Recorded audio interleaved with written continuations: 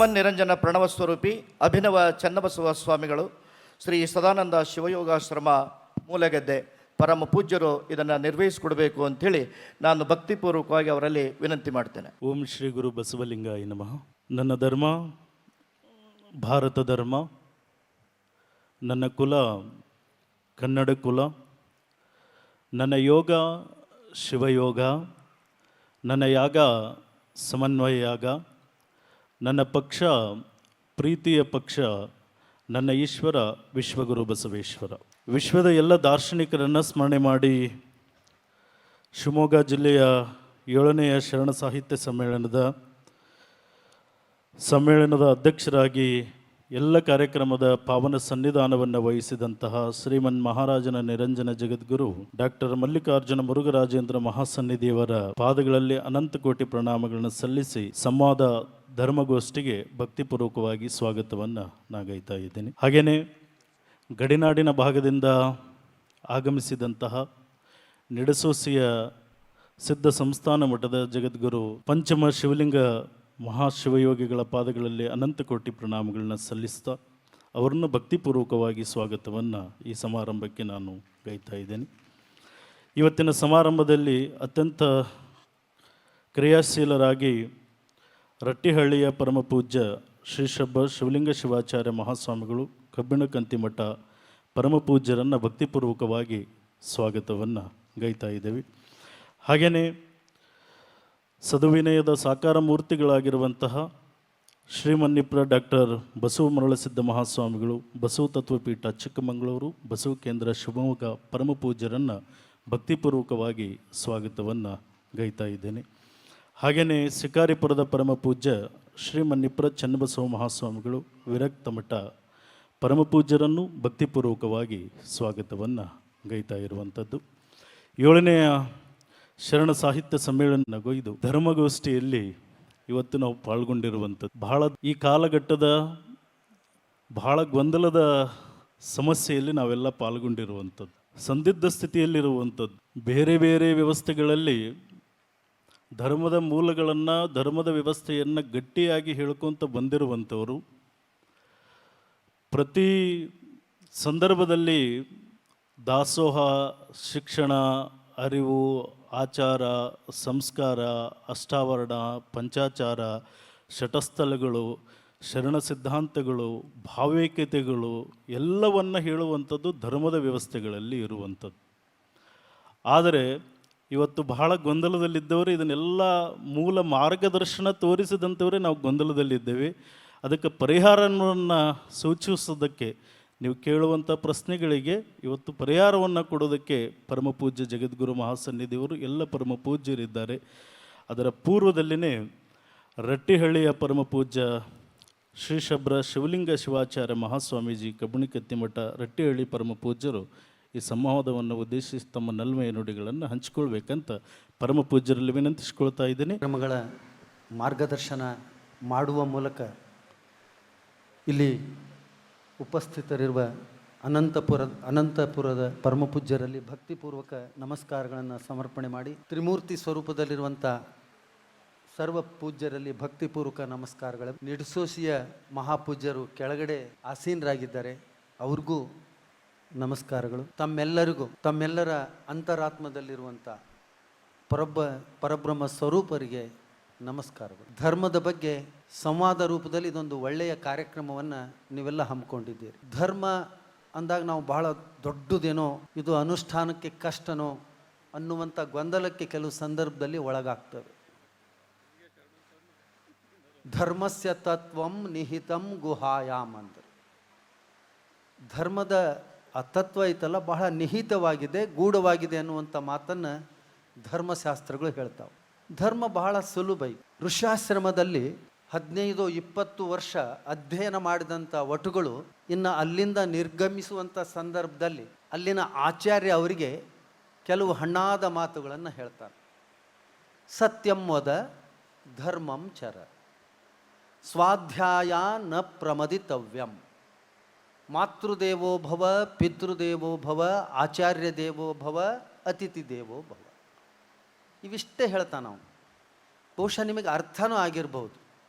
ಸತ್ಯಂ ವದ ಅಂದರೆ ಸತ್ಯವನ್ನು ಮಾತಾಡು. ಮೊದಲನೇದೇ ಹೇಳ್ತಾನೆ, ಸತ್ಯವನ್ನು ಮಾತಾಡು.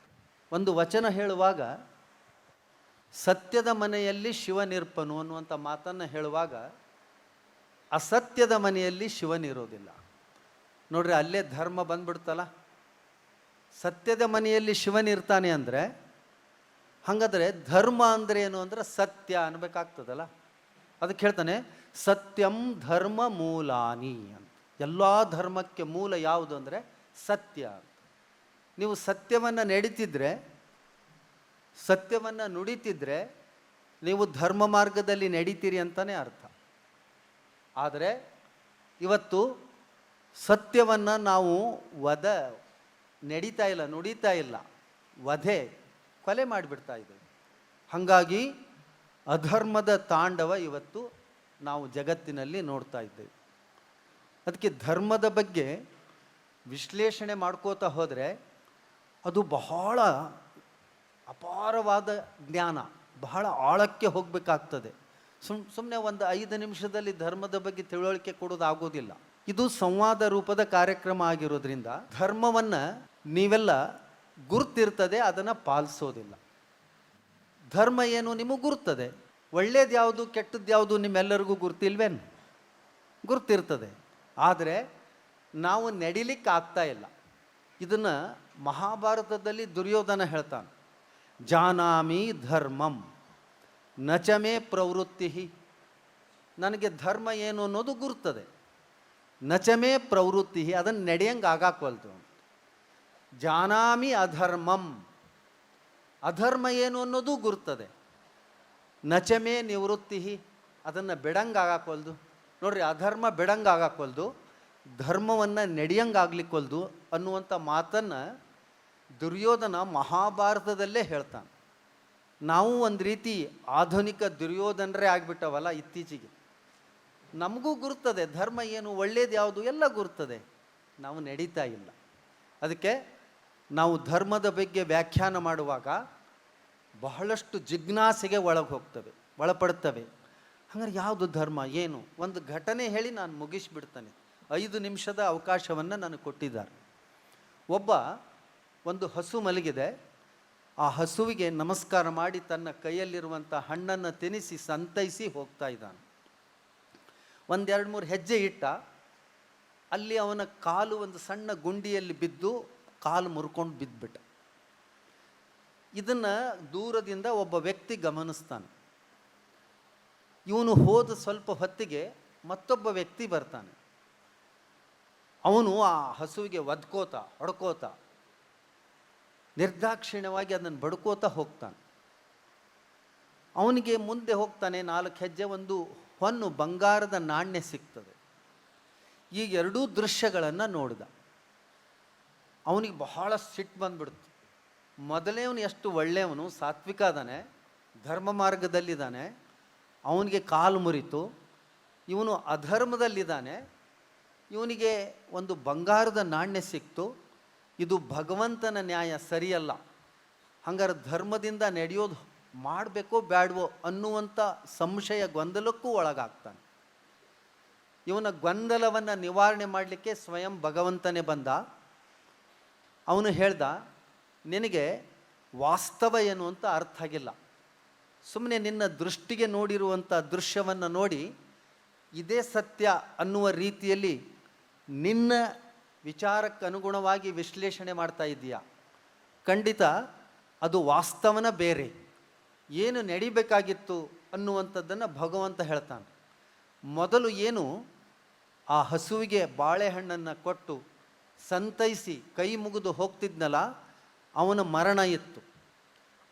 ಆ ಹಸುವಿಗೆ ಧರ್ಮ ಮಾರ್ಗದಲ್ಲಿ ನಡ್ಕೊಂಡಿರುವ ಕಾರಣದಿಂದ ಒಂದು ಕಾಲು ಅವನದು ಕುಂಟಾಯಿತು. ಸಾಂಕೇತಿಕವಾಗಿ ಅವನಿಗೆ ಪ್ರಾಣಹಾನಿ ತಪ್ಪಿ ಒಂದು ಕಾಲು ಮುರಿತಷ್ಟೇ. ಇನ್ನು 2ನೇ ಪ್ರಸಂಗದಲ್ಲಿ ಆ ದುಷ್ಟ ವ್ಯಕ್ತಿ ಒಂದು ಕುಡಿಕೆ ಹೊನ್ನನ್ನು ಸಂಪಾದನೆ ಮಾಡುವಂಥ ಭಾಗ್ಯ ಇತ್ತು. ಆ ಹಸುವಿಗೆ ಧರ್ಮ ಮಾರ್ಗದಲ್ಲಿ ನಡ್ಕೊಳ್ಳದೇ ಇರುವ ಕಾರಣದಿಂದ ಆತನಿಗೆ ಸಾಂಕೇತಿಕವಾಗಿ ಒಂದೇ ಒಂದು ಹೊನ್ನು ಸಿಕ್ತು ಅನ್ನುವಂಥ ಮಾತನ್ನು ಹೇಳ್ತಾನೆ. ಬಂಧುಗಳೇ, ನಾವು ಧರ್ಮದ ಆಚರಣೆಯನ್ನು ನಡೆಯುವಾಗ ಈ ಥರದ ಜಿಜ್ಞಾಸೆಗಳಿಗೆ ನಾವು ಒಳಪಡ್ತೇವೆ. ಎಷ್ಟೊಂದು ಗೊಂದಲಕ್ಕೆ, ಸಮಸ್ಯೆಗಳಿಗೆ ಒಳಪಡ್ತವೆ. ಯಾವನೋ ಆಚಾರ ವಿಚಾರ ಇಲ್ದವನು, ಧರ್ಮ ಮಾರ್ಗದಲ್ಲಿ ನಡೆದೇ ಇರುವಂಥವನು ಆರಾಮವಾಗಿ ಬದುಕ್ತಿರ್ತಾನೆ. ಧರ್ಮ ಮಾರ್ಗದಲ್ಲಿ ನಾವು ನಡೆಯುವಂಥವರು ನಾವು ಕಷ್ಟದಲ್ಲಿ ಎಲ್ಲೋ ಇರುವಂಥ ಸಂದರ್ಭನೂ ಬಂದಿರ್ಬೋದು. ಆವಾಗ ಹಂಗಾರೆ ನಾನು ಧರ್ಮದಲ್ಲಿ ಇರಬೇಕೋ ಬೇಡವೋ ಅನ್ನುವಂಥ ಜಿಜ್ಞಾಸೆ ಬಂದಾಗ ಖಂಡಿತ ಯಾವುದೇ ಕಾರಣಕ್ಕೂ ನೀವು ಧರ್ಮವನ್ನು ಬಿಡಬಾರ್ದು. ಧರ್ಮದಲ್ಲೇ ನಡೀತೀರಿ. ಸಾಧು ಸಂತರು, ಶರಣರು, ಮಹಾತ್ಮರು ಎಂದು ತಮ್ಮ ಧರ್ಮವನ್ನು ಬಿಡಲಿಲ್ಲ. ನಮಗೆ ಅವರ ಆದರ್ಶ ಅಂದರೆ ನಾವು ಅವರ ದಾರಿಯಲ್ಲಿ ನಡಿಬೇಕು, ಅವರ ಹಾಕಿಕೊಟ್ಟಂಥ ಉಪದೇಶದ ಮಾರ್ಗದಲ್ಲಿ ನಮ್ಮ ಬದುಕನ್ನು ನಡೆಸಬೇಕು. ಅಂತಹ ಬದುಕನ್ನು ನಡೆಸಲಿಕ್ಕೆ ಶರಣ ಸಂಕುಲ ಎಷ್ಟೊಂದು ನಮಗೆ ಮಾದರಿ ಇದ್ದಾರೆ. ಅಂತಹ ಶರಣರ ಅನುಭವ ಸಾಹಿತ್ಯವನ್ನು ಪ್ರಚುರಪಡಿಸುವಂಥ ಹಿನ್ನೆಲೆಯಲ್ಲಿ, ಜನಸಾಮಾನ್ಯರಿಗೆ ತಲುಪಿಸುವಂಥ ಹಿನ್ನೆಲೆಯಲ್ಲಿ ಪರಮಪೂಜ್ಯರು ಶಿವಮೊಗ್ಗ ನಗರದ ಭಕ್ತರೆಲ್ಲ ಕೂಡಿ ಈ ಸಮ್ಮೇಳನವನ್ನು ಏರ್ಪಡಿಸಿ ಒಂದು ವಿಷನ್, ಒಂದು ಬದುಕಿಗೆ ಒಂದು ದೃಷ್ಟಿಕೋನವನ್ನು ನೀಡುವಂಥ ಒಂದು ವ್ಯವಸ್ಥೆಯನ್ನು ಈ ಮೂಲಕ ಮಾಡ್ತಿದ್ದಾರೆ. ನಿಮ್ಮೆಲ್ಲರಿಗೂ ಧನ್ಯವಾದಗಳು, ಅಭಿನಂದನೆಗಳನ್ನು ತಿಳಿಸಿ ಈ ಸಂಕ್ಷಿಪ್ತ ವಿಚಾರಕ್ಕೆ ವಿರಮಿಸ್ತೇನೆ. ಓಂ ಶಾಂತಿ ಶಾಂತಿ ಶಾಂತಿ. ಪರಮಪೂಜ್ಯ ಚನ್ನಬಸವ ಮಹಾಸ್ವಾಮೀಜಿಯವರು ವಿರಕ್ತ ಮಠ ಶಿಕಾರಿಪುರ ಪರಮಪೂಜ್ಯರು ತಮ್ಮ ನಲ್ಮೆಯ ನುಡಿಗಳನ್ನು ಹಂಚಿಕೊಳ್ಬೇಕು. ಶ್ರೀ ಗುರು ಬಸವಲಿಂಗಾಯ ನಮಃ.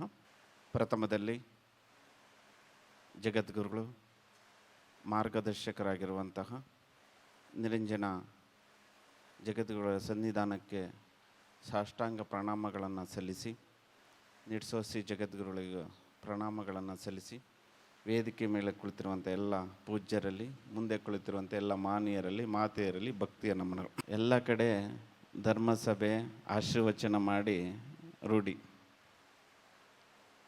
ಇಲ್ಲಿ ಗೋಷ್ಠಿಯಲ್ಲಿ ಭಾಗವಹಿಸಿರೋದು ಖುಷಿ ಇದೆ. ಧರ್ಮ ಅನ್ನುವಂಥದ್ದೇ ಒಂದು ಅರ್ಥಗರ್ಭಿತವಾದ. ಯಾರಲ್ಲಿ ಧಮ್ಮ ಅನ್ನುವಂಥದ್ದು ಇರುತ್ತೆ ಅವರಿಗೆ ಧರ್ಮದ ಮಹತ್ವ ಗೊತ್ತಿರುತ್ತೆ ಅಂತ. ಧರ್ಮದ ನಿಷ್ಠತೆ ಇರಬೇಕು. ಒಂದು ಕಡೆ ಶರಣರು ಹೇಳ್ತಾರೆ, ಉಣ ಕಲಿಸಿದ ಬಸವ, ಉಡ ಕಲಿಸಿದ ಬಸವ, ನಡೆ ಕಲಿಸಿದ ಬಸವ, ನುಡಿ ಕಲಿಸಿದ ಬಸವ, ಎಲ್ಲವನ್ನ ಕಲಿಸಿದಾತ ಅಪ್ಪ ಬಸವಣ್ಣನ ಧರ್ಮ ಅಂತೇಳಿ. ಧರ್ಮ ಶ್ರದ್ಧತೆಯನ್ನು ಕಳಿಸುತ್ತೆ, ನಿಷ್ಠೆಯನ್ನು ಕಳಿಸುತ್ತೆ. ಭಾಳಷ್ಟು ಜನರಲ್ಲಿ 3 ಜನ ಧರ್ಮದ ನಿಷ್ಠೆಗಳಿರ್ತಾರೆ. ಒಬ್ಬರು ತೋರಿಕೆಯ ಧರ್ಮನಿಷ್ಠರು, ಇನ್ನೊಬ್ಬರು ಸಮನ್ವಯ ಧರ್ಮನಿಷ್ಠರು, ಇನ್ನೊಬ್ಬರು ಧರ್ಮದ ಜಾಗೃತಿಯನ್ನು ಒತ್ತುಕೊಂಡು ಬಿತ್ತುಕೊಂಡು ಬೆಳೆಸಿರುವ ಧರ್ಮನಿಷ್ಠರು ಅಂತ. 12ನೇ ಶತಮಾನದಲ್ಲಿ ಅವರೆಲ್ಲರೂ ಸಹಿತ ಧರ್ಮದ ನಿಷ್ಠೆಗೆ ಒಳಗಾದಂಥವರು. ಅದಕ್ಕೆ 900 ವರ್ಷಗಳಾದರೂ ಸಹಿತ ಎಲ್ಲ ಕಷ್ಟಗಳನ್ನು ಮೆಟ್ಟು ನಿಂತು ವಚನ ಸಾಹಿತ್ಯವನ್ನು ಉಳಿಸುವಂತಹ ಕೆಲಸ ಮಾಡಿದರು. ಪೂಜ್ಯರು ಮಾತಾಡ್ಬೇಕಾದ್ರೆ ಹೇಳಿದರು, ಧರ್ಮವನ್ನು ನಿಷ್ಠೆಗೊಳಗಾದರೆ ನಿಂದನೆ ಮಾಡೋರು ಭಾಳ ಇರ್ತಾರೆ ಅಂತ.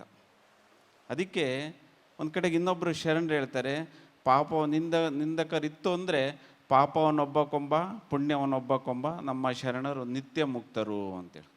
ಮಾಡುವಂತಹ ಶ್ರದ್ಧೆ ಇತ್ತು ಅಂದರೆ ಎಲ್ಲ ಕಷ್ಟಗಳನ್ನು ಮೆಟ್ಟು ನಿಲ್ಲುವಂತಹ ಕೆಲಸ ಸಾಧ್ಯವಾಗುತ್ತೆ ಅಂತ.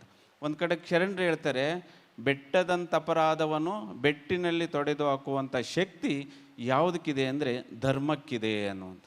ಆ ಧರ್ಮವನ್ನು ನಾವು ಅಳವಡಿಸ್ಕೊಳ್ತು ಅಂದರೆ ನಾವು ನಮ್ಮ ಬದುಕಿನೊಳಗೆ ಬರೀ ಮಾತಿನಲ್ಲಿ ಅಳವಡಿಸ್ಕೊಂಡ್ರೆ ಸಾಧ್ಯವಿಲ್ಲ. ಹೃದಯದಲ್ಲಿ ಯಾರು ಧರ್ಮವನ್ನು ಅಳವಡಿಸ್ಕೊಂಡು ಆಚರಣೆಗೆ ತಂತಾರೆ ಅವರೆಲ್ಲರೂ ಸಹಿತ ಧರ್ಮದ ನಿಷ್ಠೆಗೆ ಒಳಗಾಗ ಸಾಧ್ಯವಾಗುತ್ತೆ. ಆ ಧರ್ಮದ ನಿಷ್ಠೆಗೆ ಒಳಗಾದಾಗ ಮಾತ್ರ ಈ ವಚನ ಸಾಹಿತ್ಯ ಉಳಿಯುವುದಕ್ಕೆ ಸಾಧ್ಯವಾಗುತ್ತೆ ಅಂತ. ಭಾರತ ದೇಶದಲ್ಲಿ ಎಷ್ಟೊಂದು ಧರ್ಮಗಳಿದೆ. ಹೆಸರು ಕೇಳಿದ ತಕ್ಷಣವೇ ಇಂಥ ಧರ್ಮದವರು ಅಂತ ಹೇಳ್ಬೋದು, ರೂಪ ನೋಡಿದ ತಕ್ಷಣವೇ ಇಂಥ ಧರ್ಮದವರು ಅಂತ ಹೇಳ್ಬೋದು. ಅದಕ್ಕೆ ಒಂದು ಕಡೆ ಶರಣರು ಹೇಳ್ತಾರೆ ಏನಪ್ಪ ಅಂತಂದರೆ, ಅತ್ತಲಿತ್ತ ಹೋಗದಂತೆ ಎಳವನ ಮಾಡಯ್ಯ ತಂದೆ, ಮತ್ತೊಂದು ಸುಳಿಸದಂತೆ ಕಿವುಡನ ಮಾಡಯ್ಯ ತಂದೆ, ಎಳವನ ಮಾಡಯ್ಯ ತಂದೆ ಅಂತ. ಆ ಮೂರನ್ನೂ ಸಹಿತ ಒಂದೊಂದು ಧರ್ಮದವ್ರು ಪಾಲನೆ ಮಾಡ್ತಾರೆ. ಈಗ ಅಲ್ಲ ಮುಸ್ಲಿಮ್ಸ್ ಅವರು ನಮಾಜ್ ಮಾಡ್ತಾರೆ, ಅವಾಗ ಏನು ಮಾಡ್ತಾರೆ, ದೇವರಿಗೆ ಕಿವುಡಿಲ್ಲ ಕಿವುಡೇನೋ ಅಂತೇಳಿ ನಾವೆಲ್ಲ ಹೇಳ್ತೀವಿ. ಮತ್ತು ಇನ್ನೊಬ್ಬರು ಮೇಣದ ಬತ್ತಿಯನ್ನು ಹಚ್ಚುತ್ತಾರೆ ಕ್ರಿಶ್ಚಿಯನ್ಸು, ನಾವೆಲ್ಲ ಮಾತಾಡ್ತೀವಿ ದೇವರು ಕುಲ್ಡ ಇದ್ದಾನ ಅಂತ. ಮತ್ತು ನಾವೆಲ್ಲ ದೇವ್ರು ಹೊತ್ಕೊಂಡು ಹೋಗ್ತೀವಿ, ಅವ್ರು ಮಾತಾಡ್ತಾರೆ ದೇವ್ರು ಕುಂಟ ಇದ್ದಾನ ಅಂತ. ಈ ಮೂರನ್ನು ಯಾರು ನಮ್ಮ ತತ್ವದಲ್ಲಿ ಅಳವಡಿಸ್ಕೊಳ್ತಾರೆ, ಅತ್ತಲಿತ್ತ ಹೋಗದ ಮನವ ಸುತ್ತ ಸುಳುವ ನಿಲ್ಲಿಸುವಂಥ ಯಾರು ನಿಲ್ಲಿಸ್ಕೊಳ್ತಾರೆ ಅವರು ಧರ್ಮದ ಜಾಗೃತಿ ಆಗುವುದಕ್ಕೆ ಸಾಧ್ಯವಾಗುತ್ತೆ. ಅಂತಹ ಧರ್ಮದ ನಿಷ್ಠೆ ನೀವು ಅಳವಡಿಸಿಕೊಂಡಾಗ ಮಾತ್ರ ಧರ್ಮ ಬೆಳೆಯುವುದಕ್ಕೆ ಸಾಧ್ಯವಾಗುತ್ತೆ. ಆ ನಿಟ್ಟಿನೊಳಗೆ 12ನೇ ಶತಮಾನದಾಗ ವಚನ ಸಾಹಿತ್ಯ ಇದೆ, ಅದನ್ನ ನೀವೆಲ್ಲರೂ ಬೆಳೆಸೋಣ ಅನ್ನುವಂಥದ್ದನ್ನು ಮಾತುಗಳನ್ನು ಈ ಸಂದರ್ಭದಲ್ಲಿ ಹೇಳಕ್ಕೆ ಇಚ್ಛೆ ಪಡ್ತೀನಿ. ಪೂಜ್ಯರಿಗೆ ಧನ್ಯವಾದಗಳು. ಪ್ರಶ್ನೆ ಕೇಳೋದಕ್ಕೆ ನೀವೆಲ್ಲ ರೆಡಿಯಾಗಿರ್ರಿ. ಪರಮ ಪೂಜ್ಯ ಬಸವ ಮರಳಸಿದ್ದ ಮಹಾಸ್ವಾಮೀಜಿಯವರು ತಮ್ಮ ನಲ್ಮೈ ನುಡಿಗಳನ್ನು ಹಂಚಿಕೊಳ್ಬೇಕು. ಬಸವಾದಿ ಪ್ರಮುಖರನ್ನು, ವಿಶ್ವದ ಎಲ್ಲ ದಾರ್ಶನಿಕರನ್ನು ಸ್ಮರಿಸಿಕೊಂಡು ಅಖಿಲ ಭಾರತ ಶರಣ ಸಾಹಿತ್ಯ ಪರಿಷತ್ತು ಶಿವಮೊಗ್ಗ ಜಿಲ್ಲಾ ಘಟಕದ ವತಿಯಿಂದ ನಡೀತಾ ಇರುವಂತಹ 7ನೆಯ ಶಿವಮೊಗ್ಗ ಜಿಲ್ಲಾ ಶರಣ ಸಾಹಿತ್ಯ ಸಮ್ಮೇಳನದ ಸರ್ವಾಧ್ಯಕ್ಷರಾಗಿರ್ತಕ್ಕಂಥ ಪರಮ ಪೂಜ್ಯ ಶ್ರೀಮನ್ ಮಹಾರಾಜ ನಿರಂಜನ ಜಗದ್ಗುರು ಡಾಕ್ಟರ್ ಶ್ರೀ ಮಲ್ಲಿಕಾರ್ಜುನ ಮುರುಘರಾಜೇಂದ್ರ ಮಹಾಸ್ವಾಮಿಗಳವರ ಜಂಗಮ ಚರಣಗಳಲ್ಲಿ ಭಕ್ತಿಪುರಸ್ಸರವಾಗಿ ಪಡೆದುಮಟ್ಟು, ಅದೇ ರೀತಿಯಲ್ಲಿ ವೇದಿಕೆಯ ಮುಂಭಾಗದಲ್ಲಿ ಸಭಿಕರ ಮಧ್ಯದಲ್ಲಿ ಕುಳಿತು ನಮ್ಮೆಲ್ಲರಿಗೂ ಕೂಡ ಆಶೀರ್ವಾದವನ್ನು ಮಾಡಿ ದಯಪಾಲಿಸ್ತಿರತಕ್ಕಂಥ ಪರಮ ಪೂಜ್ಯ ಶ್ರೀಮನ್ ಮಹಾರಾಜ ನಿರಂಜನ ಜಗದ್ಗುರು ಶ್ರೀ ಪಂಚಮ ಶಿವಲಿಂಗೇಶ್ವರ ಮಹಾಸ್ವಾಮಿಗಳವರ ಜಂಗಮ ಚರಣಗಳಲ್ಲಿ ಭಕ್ತಿಪುರಸ್ಸರವಾಗಿ ಪಡೆದುಮಟ್ಟು, ವೇದಿಕೆ ಮೇಲೆ ಉಪಸ್ಥಿತರುವಂಥ 3 ಜನ ಆತ್ಮೀಯ ಪೂಜ್ಯರ ಜಂಗಮ ಚರಣಗಳಲ್ಲಿ ಭಕ್ತಿಪುರಸ್ಸರವಾಗಿ ಪಡೆದುಮಟ್ಟು ತಮ್ಮೆಲ್ಲರಿಗೆ ಶರಣಾರ್ಥಿಗಳು. ಈಗಾಗಲೇ ಅನುಭವ ಮಂಟಪ 6ರಲ್ಲಿ ಧರ್ಮದ ಕುರಿತಾಗಿ ಪೂಜ್ಯ ಶಿವಲಿಂಗ ಶಿವಾಚಾರ್ಯ ಮಹಾಸ್ವಾಮಿಗಳವರು ಮಾತಾಡಿದ್ದಾರೆ. ಮತ್ತು ನಮ್ಮ ಶಿಕಾರಿಪುರ ವಿರಕ್ತಿ ಮಠದ ಪೂಜ್ಯ ಚನ್ನಬಸವ ಸ್ವಾಮಿಗಳವರು ಮಾತಾಡಿದ್ದಾರೆ. ಶಿವಲಿಂಗ ಶಿವಾಚಾರ್ಯ ಮಹಾಸ್ವಾಮಿಗಳು ಹೇಳ್ತಾ ಇದ್ದರು, ಧರ್ಮ ಅಂದರೆ ಭಾಳ ಸರಳ, ಸತ್ಯಮೋಧ ಧರ್ಮಂಚರ ಅಂತ ಹೇಳಿ ಈ ವಿಚಾರಗಳನ್ನೆಲ್ಲ ನಮ್ಮ ಗಮನಕ್ಕೆ ತೊಗೊಂಡು ಬಂದರು. ಆವಾಗ ನಮಗೆ ಅನ್ನಿಸ್ತಾ ಇದ್ದಿದ್ದು ಏನಪ್ಪ ಅಂತಂದರೆ, ಧರ್ಮ ಸರಳ ಯಾವಾಗ ಅದನ್ನು ಎಲ್ಲೂ ಅದ್ರ ಬಗ್ಗೆ ಮಾತಾಡಲಾರ್ದಂಗೆ ನಮ್ಮ ಪಾಡಿ ನಾವು ಅದನ್ನು ನಡ್ಕೊಂತ ಹೋದರೆ ಭಾಳ ಸರಳ. ಆ ಧರ್ಮದ ಬಗ್ಗೆ ಮಾತಾಡೋಕ್ಕೆ ಶುರು ಮಾಡಿ ವ್ಯಾಖ್ಯಾನ ಮಾಡೋಕ್ಕೆ ಶುರು ಮಾಡಿದಾಗ ಅದೇ ಧರ್ಮ ಅನ್ನುವಂಥದ್ದು ಸಂಕೀರ್ಣ ಆಗುತ್ತೆ ಮತ್ತು ಭಾಳ ಕಠಿಣ ಆಗಿಬಿಡುತ್ತೆ. ಧರ್ಮದ ಬಗ್ಗೆ ಮಾತಾಡೋದಕ್ಕಿಂತಲೂ ಹೆಚ್ಚಾಗಿ ನಾವು ಅದರಲ್ಲಿರ್ತಕ್ಕಂಥ ಮೌಲ್ಯಗಳನ್ನು ಅನುಸರಿಸುವಂಥ ನಿಟ್ಟಿನೊಳಗೆ ನಾವು ಗಮನ ಹರಿಸಿದ್ವಿ ಅಂತಂದರೆ ಯಾವ ಧರ್ಮವೂ ಕೂಡ ಸಂಕೀರ್ಣ ಅಲ್ಲ. ಮತ್ತು ಇನ್ನು ಭಾಳ ಮುಖ್ಯವಾಗಿ ನಾವು ಈ ಸಂದರ್ಭದಲ್ಲಿ ಗಮನಿಸಬೇಕಾದ್ದು ಏನಪ್ಪ ಅಂತಂದರೆ, ಧರ್ಮ ಅನ್ನುವಂಥದ್ದು ಭಾಳ ದೊಡ್ಡ ಅರ್ಥವನ್ನು ಹೊಂದಿರತಕ್ಕಂಥ ಒಂದು ಸಂಗತಿ. ಅದು ಧರ್ಮ ಅಂದರೆ ಏನಪ್ಪ, ಯಾವುದನ್ನು ನಾವು ನಡೆಯೋದಕ್ಕೆ ಸಾಧ್ಯವಾಗ್ತಿದೆಯೋ, ಯಾವುದು ನಮ್ಮ ಇಹದ ಅಭ್ಯುದಯವನ್ನು ಪರದ ಅಭ್ಯುದಯವನ್ನು ಹಾರೈಸುತ್ತೋ ಅದನ್ನು ಧರ್ಮ ಅಂತೇಳಿ ನಾವು ಕರಿತೀವಿ. ಆ ದೃಷ್ಟಿಯಿಂದ ನಾವು ಯೋಚನೆ ಮಾಡ್ತಾ ಹೋದಾಗ ನಮ್ಮಲ್ಲಿ ಮತಧರ್ಮಗಳು ಅಂತ ಬರ್ತವೆ. ಮತಧರ್ಮಗಳು ಅಂತಂದರೆ ಆಂಗ್ಲ ಭಾಷೆಯ ಪರಿಕಲ್ಪನೆಯ ರಿಲಿಜನ್ ಅಂತೇಳಿ. ರಿಲಿಜನ್ ಅಂತ ಬಂದಾಗ ಆ ರಿಲಿಜನ್ನಿಗೆ ಸಂವಾದಿಯಾಗಿ ನಮ್ಮ ಭಾರತೀಯ ಧರ್ಮವನ್ನು ನಾವು ಅನ್ವಯಿಸಿ ನಾವು ಮಾತಾಡ್ತಾ ಹೋಗ್ತೇವೆ. ಆ ಥರದಲ್ಲಿ ರಿಲಿಜನನ್ನು ಧರ್ಮದ ಮಟ್ಟಕ್ಕೆ ನಾವು ಏರಿಸಿ ಮಾತಾಡೋದಾಗಲಿ ಅಥವಾ ಧರ್ಮವನ್ನು ರಿಲಿಜನ್ ಮಟ್ಟಕ್ಕೆ ಇಳಿಸಿ ಮಾತಾಡೋದಾಗಲಿ ಮಾಡ್ತಾ ಹೋದಾಗ ನಮಗೆ ಭಾಳ ಗೊಂದಲಗಳು ಉಂಟಾಗ್ತವೆ. ಭಾರತೀಯ ಪರಂಪರೆಯ ಒಳಗೆ ನಮ್ಮ ಭಾರತೀಯ ದರ್ಶನಶಾಸ್ತ್ರಗಳಲ್ಲಿ ಧರ್ಮ ಅಂತಂದ್ರೆ ಏನಪ್ಪ ಅಂತ ಹೇಳಿದ್ರೆ ಒಂದು ನೈಸರ್ಗಿಕವಾಗಿ ಬಂದಿರತಕ್ಕಂಥ ಸ್ವಭಾವಗಳು. ಮನುಷ್ಯನ ಧರ್ಮ ಏನಪ್ಪ ಅಂತ ಕೇಳಿದ್ರೆ, ಮನುಷ್ಯನ ಧರ್ಮ ಮರುಗೋದು, ಆರಾಮಾಗಿ ದುಡಿಯೋದು, ಇನ್ನೊಬ್ಬರ ಜೊತೆಲಿ ಹಂಚಿಕೊಂಡು ಉಣ್ಣೋದು, ಇದು ಮನುಷ್ಯ ಧರ್ಮ. ಇದು ಅರಳೋದು ಹೂವಿನ ಧರ್ಮ, ಹರಿಯೋದು ನೀರಿನ ಧರ್ಮ. ನಾವೆಲ್ಲ ಸಹಜವಾಗಿ ಮಾತಾಡ್ತೀವಿ, ಅಲ್ಲೋ ಮರೆಯ ಸ್ವಲ್ಪ ಧರ್ಮಕರ್ಮ ಯೋಚನೆ ಮಾಡಬೇಕು ಬೇಡೋ ಅಂತೇಳಿ. ಈ ಧರ್ಮಕರ್ಮ ಯೋಚನೆ ಮಾಡಬೇಕು ಬೇಡೋ ಅನ್ನುವಂಥ ಸಂದರ್ಭದೊಳಗೆ ನಮಗೆಲ್ಲ ಅರ್ಥ ಆಗೋದು ಏನಪ್ಪ, ಧರ್ಮ ಅಂದರೆ ಒಳ್ಳೆಯದು ಅಂತ, ಕರ್ಮ ಅಂದರೆ ಕೆಟ್ಟದ್ದು ಅಂತ ನಾವು ಅರ್ಥ ಮಾಡ್ಕೊಂಡು ಬಿಡ್ತೀವಿ. ಈ ಥರದಲ್ಲಿ ಧರ್ಮ ಅನ್ನುವಂಥದ್ದನ್ನು ಒಳಿತಿಗೆ ಪರ್ಯಾಯ ಅನ್ನುವಂಥ ರೀತಿಯೊಳಗೆ ನಮ್ಮ ದೇಶದಲ್ಲಿ ಬಳಸಿಕೊಳ್ತಾ ಬಂದಿದ್ದೀವಿ.